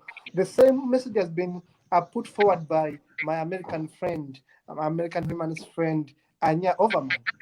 Lynda knows Anya. Anya is an American humanist, and she has been attacked by her own colleagues when she talks about white privilege. And she be very categorically clear that, look, there are things I get simply because I look like this. Right. And Anya has been able to travel in so many parts of the world. I think today she's in Asia, somewhere in Asia as I speak today. She continued moving and she continued doing her blog, feeding the world with what we call nomadic humanism. That's what she does. And she has been exposing the privilege of being white, and says, I got this simply because they looked at me as an American and being white. And she's truthful, just like Lynda is. Yeah. These are things we cannot shy away from talking about. That a system, I was calling it a system, that a system that gives privilege to a people makes their life a little bit better than others. That when you go to Uganda, you find that many of our lands today are owned by Chinese. And Lynda, I can tell you, not Americans own our land, not Europeans own our land in Uganda. Our land is more owned by Chinese, as I talk today. They own swathes and swathes of land in Uganda. They easily get these lands, and sometimes even the government give them land for free because they are taken as investors. And when you look at how much land the Chinese own in Africa, you'll be surprised. When I was in Ethiopia, I was looking at the vast pieces of land they own there. When I was in Ethiopia, I saw the road networks, the buildings they are constructing. Chinese companies are all over in Africa, in Tanzania, in Uganda, in Burundi. They are doing constructions. They are being given businesses. Now, when you look at the privileges that a Chinese company is given compared to a Ugandan-owned started company, you'll be frustrated that these are same engineers. We have the same engineers in Uganda, well-educated. They have the same machinery, but not given opportunities to do our roads. Exactly. Opportunities are given to the Chinese. It's the same in Southern Africa. Are given to other people. So these are things we need to talk about. And who gives them these opportunities? Not Chinese, our own leaders, our own politicians. our own I agree. members of parliament. I mean, I agree.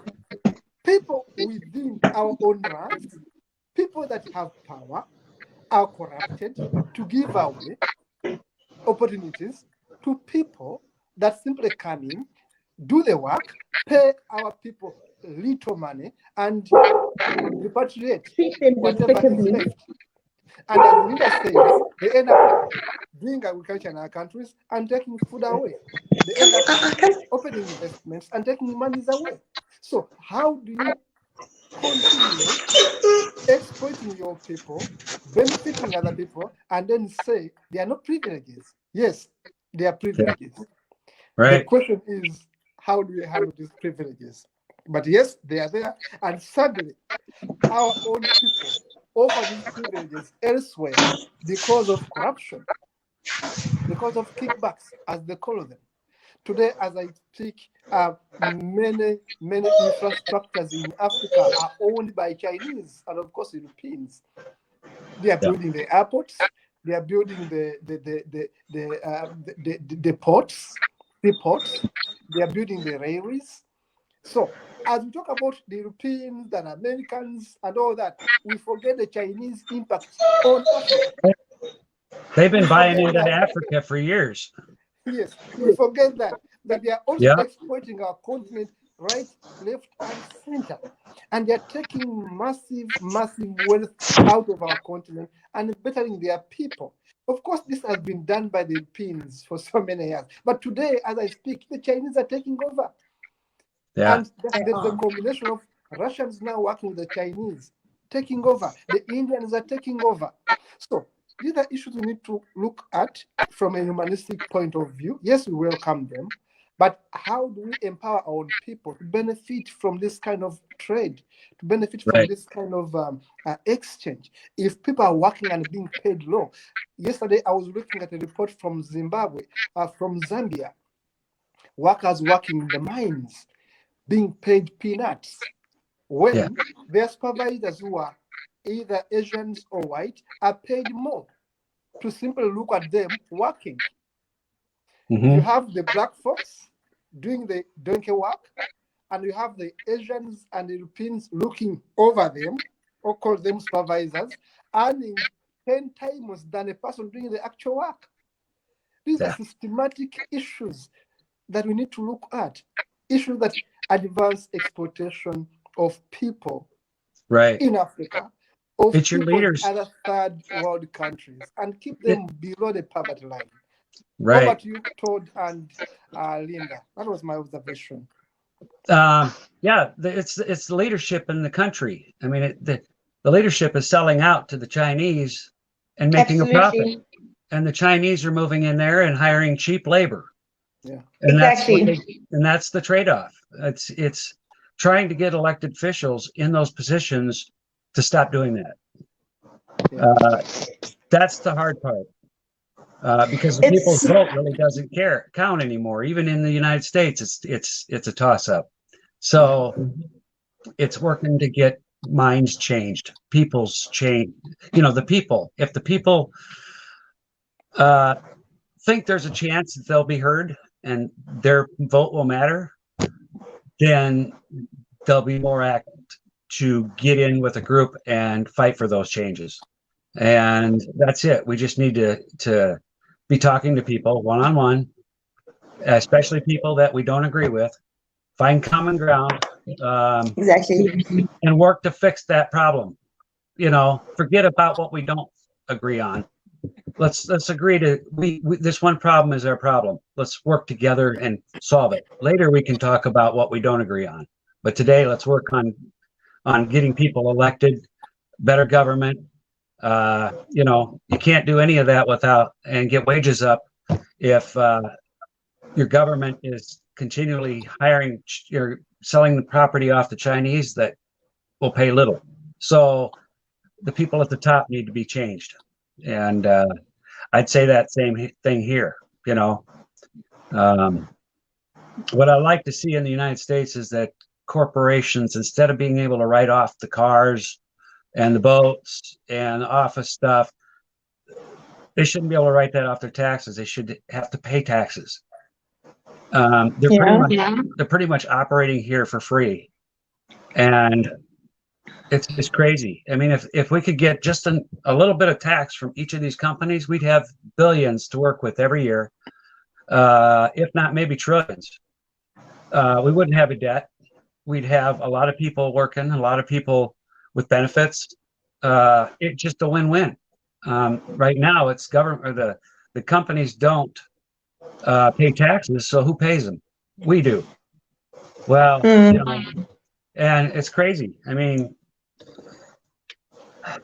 it's working one-on-one with people is what I feel is the best thing, is to talk to people,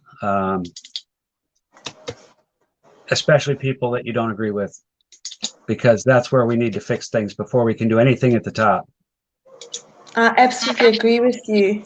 And that is very much the traditional African way, where you work in your immediate communities and with people around you, and you resolve issues collectively.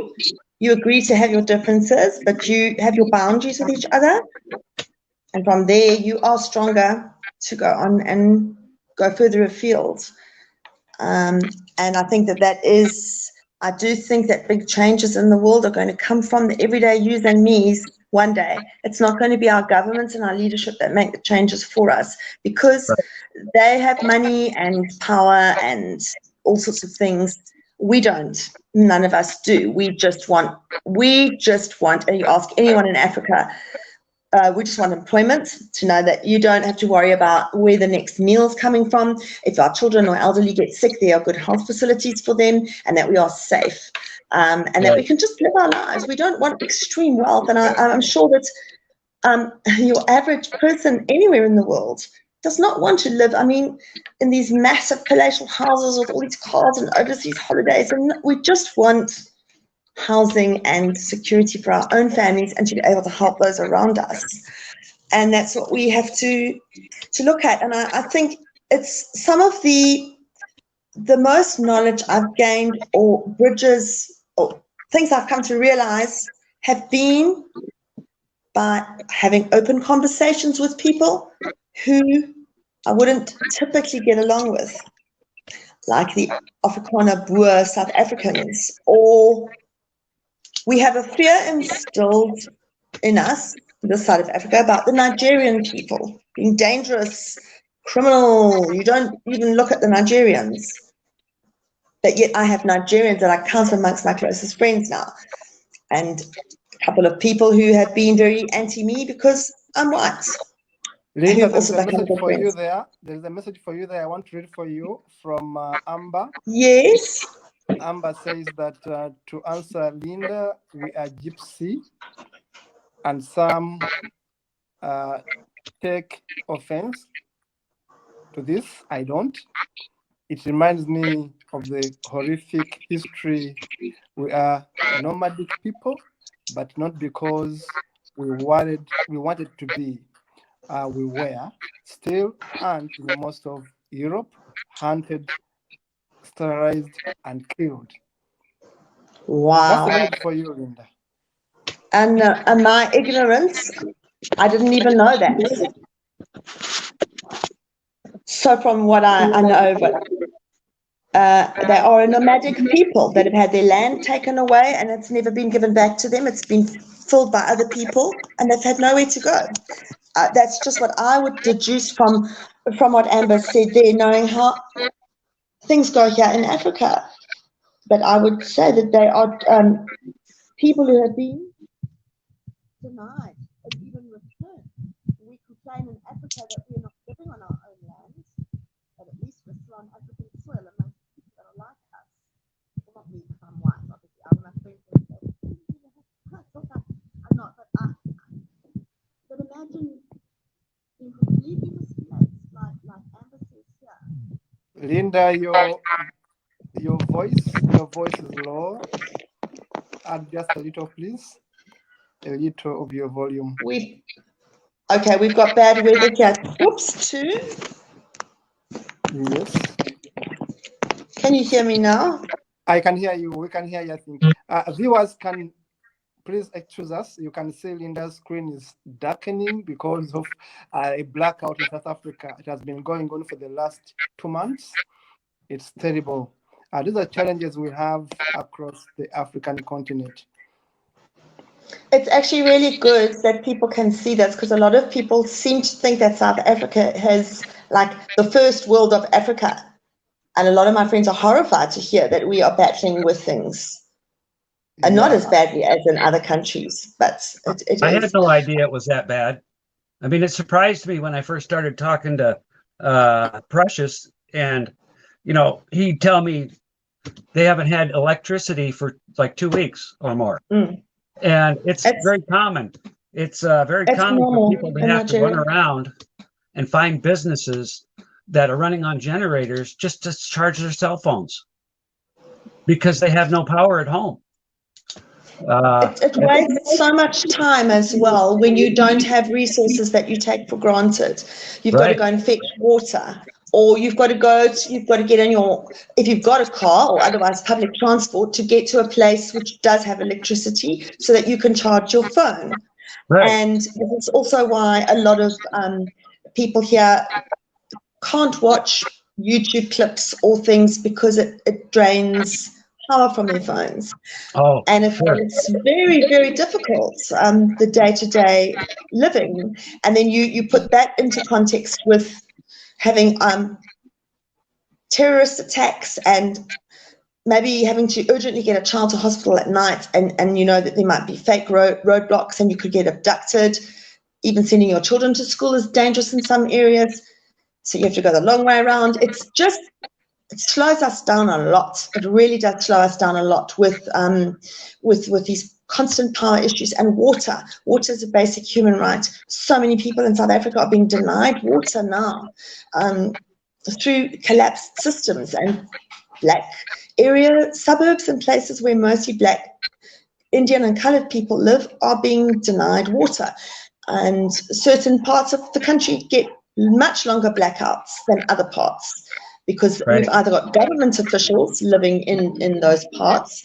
My city that I live in has a lot of ANC high-ranking government, or it's mostly whites. And the whites are all fine on their solar farms because they've got solar power and boreholes and things. But the people on the outskirts don't.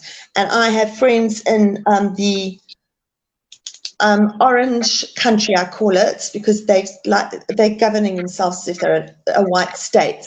Vrystaat, it's the Free State, the area of South Africa. There are people that have to go and pay for water being pumped off farms that have been stolen from them. They have no water. They've not got to go and pay for water off their own farms. Yeah. And they can't have access to their rivers or anything. It's horrific. It really is horrific. So it's just the way that things are. I mean, we complain about this, but you also have issues in America that are related to your standard of living and things that frustrate you just as much. And the same in the UK and everywhere. It's all relative, really. It is. Right. We do have, I mean, I have power all the time, night and day. I need something, I just turn a light on. That's becoming a luxury. Well, we have the infrastructure set up, and I've tried to help people over there come up with ways, whether it be solar, generators. There's a lot of generators being ran in Africa for power, which are hard on electronic equipment. So, yeah, I mean, I'll admit I've got pretty good here, and it's not because I did anything special. It's not even because I'm white. It's because I was born here. Through no fault of anybody's, I had no choice. This is where I was born. It's just it. It's just all there is to it. It's where we don't get to pick that. We don't get to pick our parents. It's the luck of the draw. That's what my mother always taught me as well growing up in Zimbabwe. She said, you are privileged to have been born into the family that you were born into, because you are always going to have more and be in a better situation than the black people around you. Never take that for granted. Never Right. take that for granted, and realize that just as easily it could have been flipped the other way around. Oh, sure.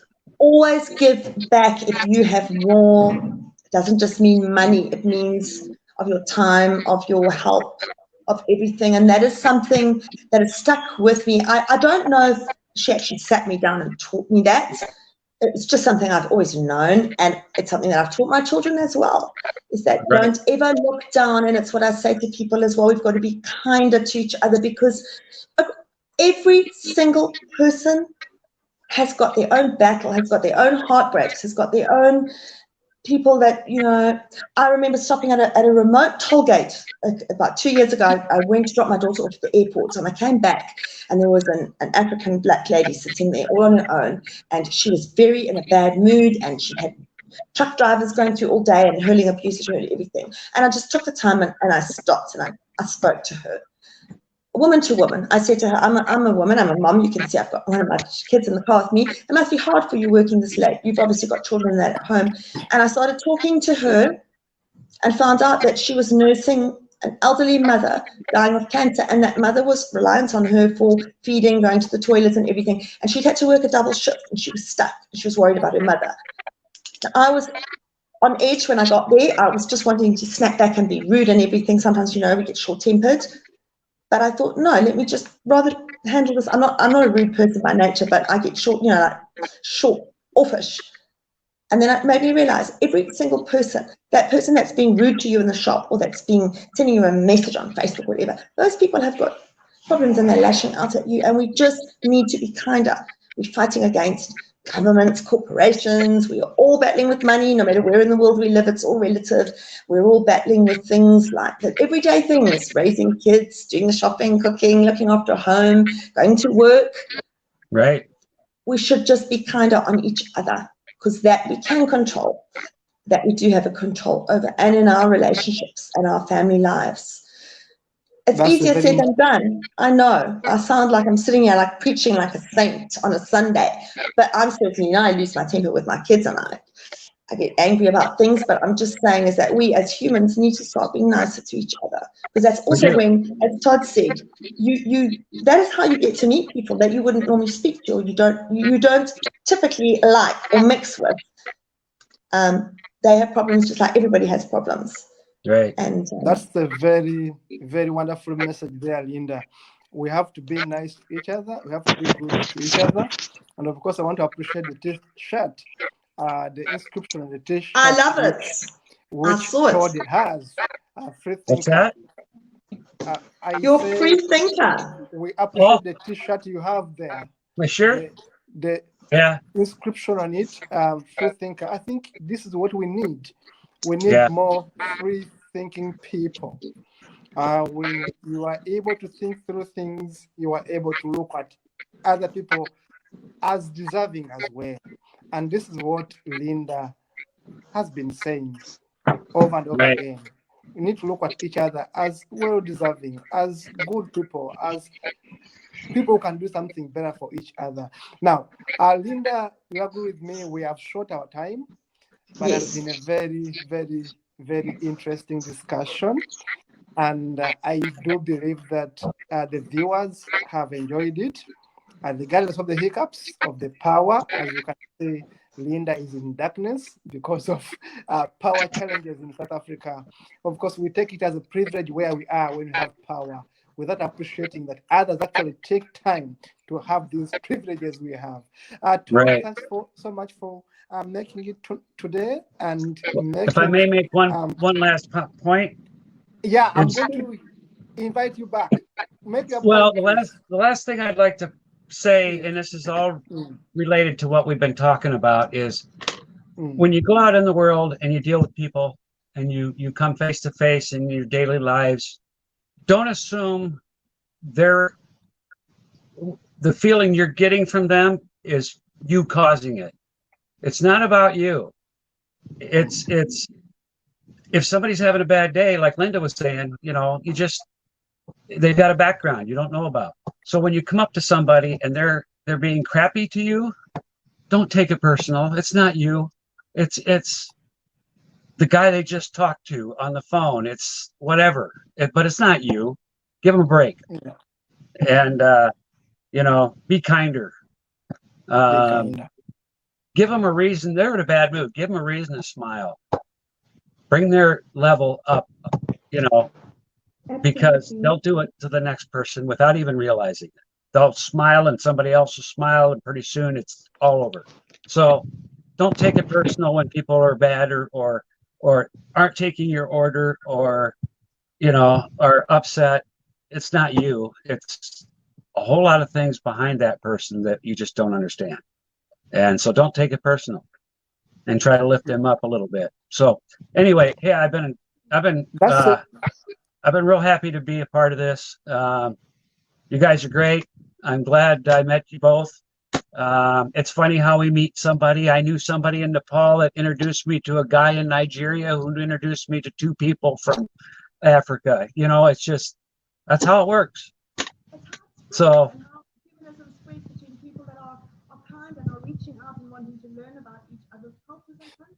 Lynda, your voice is a bit low. Please hype it a bit. Your voice is a little lower. That must be my network. There you go. Is that better? Yes. It's better now. I was just saying that's how we reach out and get, it's like-minded people, and you reach out across continents and get to meet new people through each other, and right. That's just what's so wonderful. And we will definitely have Todd back. Todd, I've got a whole lot of voice notes that I've done that I'm going to send you about the Wiki Slave Project with the Wikipedia tracing of Black American African slaves back to Africa, a project that people that they need help on, that I hope you can get involved with. I've been speaking to some of my friends in the UK as well. I'll send you all the info, and then definitely we're all going to keep connected and in touch for sure. For sure. Oh yeah, we're friends now. Absolutely. Kato, can you hear us? I can hear you perfectly well. I'm just listening in. I'm enjoying everything as we conclude. Okay, well, maybe you should take us out then. Yes, you endure for us. I want to thank both of you. Todd, I want to thank you in a very special way for being part of us for the last 3 weeks. It has been consistent, and I do believe that our viewers and our listeners have been able to immensely benefit from your wisdom, from your sharing, from your experiences. And I do believe you have contributed a great deal to the free thinking movement we are building across the world. I'm too happy that we have viewers right now in the US who are watching, and across the globe following this program, and those who watch later when we are done here. And I want to thank Lynda for the special motivation you always give me personally to continue thinking that things are possible, that we can do a little change, even in our being small, even in our being weak. Lynda, you inspire me a lot, I should say that, because thank you, Kato. you're standing up against the insurmountable difficulties in our setting. It's never going to happen, but I'm just... My daughter says, Mom, you think you can save the whole of Nigeria? Now you think you can save Sudan? Now you can't save anybody. And I'm like, but you know what? It's I keep on talking, and maybe people will, something I say will make someone. No, remember something. I was brought up with a love of history, and to be proud to be an African, and to be proud of my continent. And I have such a passion for Africa that I just wish that Black people could also, and realize how amazing this continent is and how amazing they are as people. So that's my big drive now, is trying to get Black people passionate about their history. And Ebenezer's doing a fantastic job with that as well.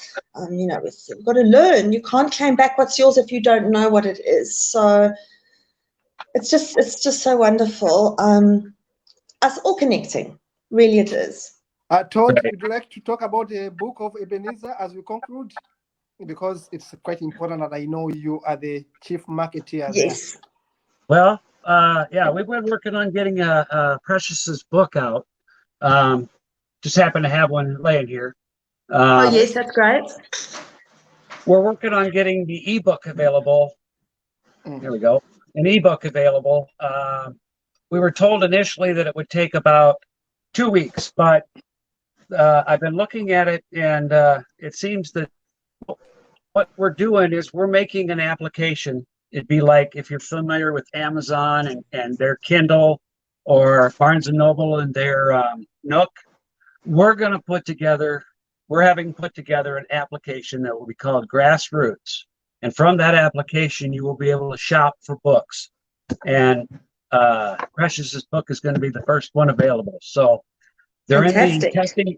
They're in the testing stages now, doing live testing to make sure that it's functioning properly.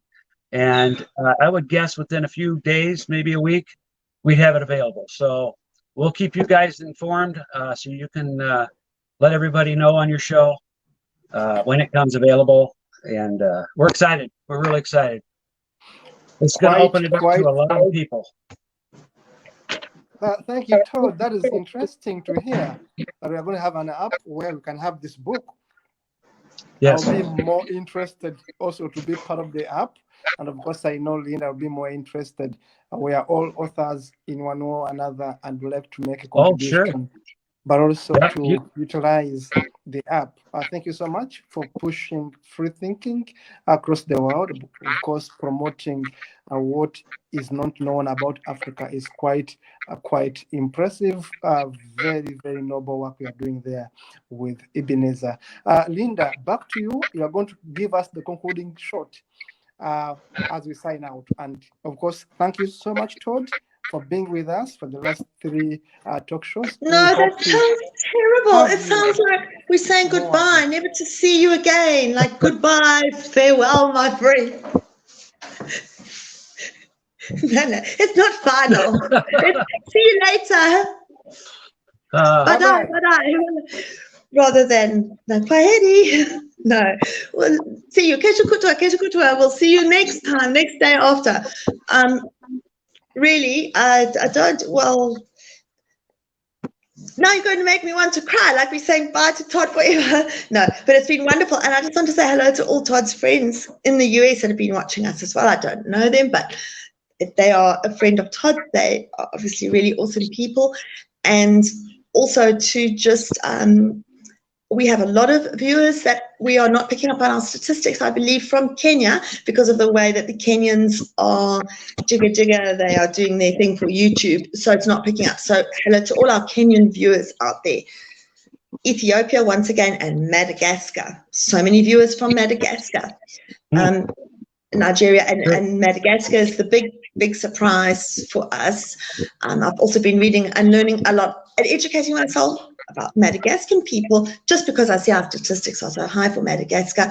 I know that they are suffering like we are, but we don't think of Madagascar as being part of us, do we, Kato? Let's be honest. Madagascar is there, but it is very much a part of us and who we are. So it's important, and I just say hello to all those people in the little countries that don't always get involved on the groups and that, but we see you and we are aware of viewership figures in certain cities, and we thank you for listening and for being there. And even though you're silent, we're all still together. And aren't you glad I'm white now, because at least my face is shining a little bit on the dark here. So can you just make up my white skin? I'm still here. I feel like sending you a flashlight. That was awesome, Lynda. Thank you so much. Our motto always remain: each one teach one. Todd is doing his work. We are doing our work, and we shall continue. Each one of us teaching one, and slowly we shall be able to pass on this information to the people. Build a community that respects each other. Build a community that stands for one another, and create that free-thinking community that can be able to reason things through and have a better world for each of us. Thank you so much for all of you. Okay, well, thank you. Thanks, Todd. I'll message you later, although I know it's different times, but I'll send you messages. Keep an eye on your inbox. Kato. Okay. Thank you Will do. so much, and bye-bye, Okay, bye, guys. and everyone. Bye-bye. Bye-bye. Bye.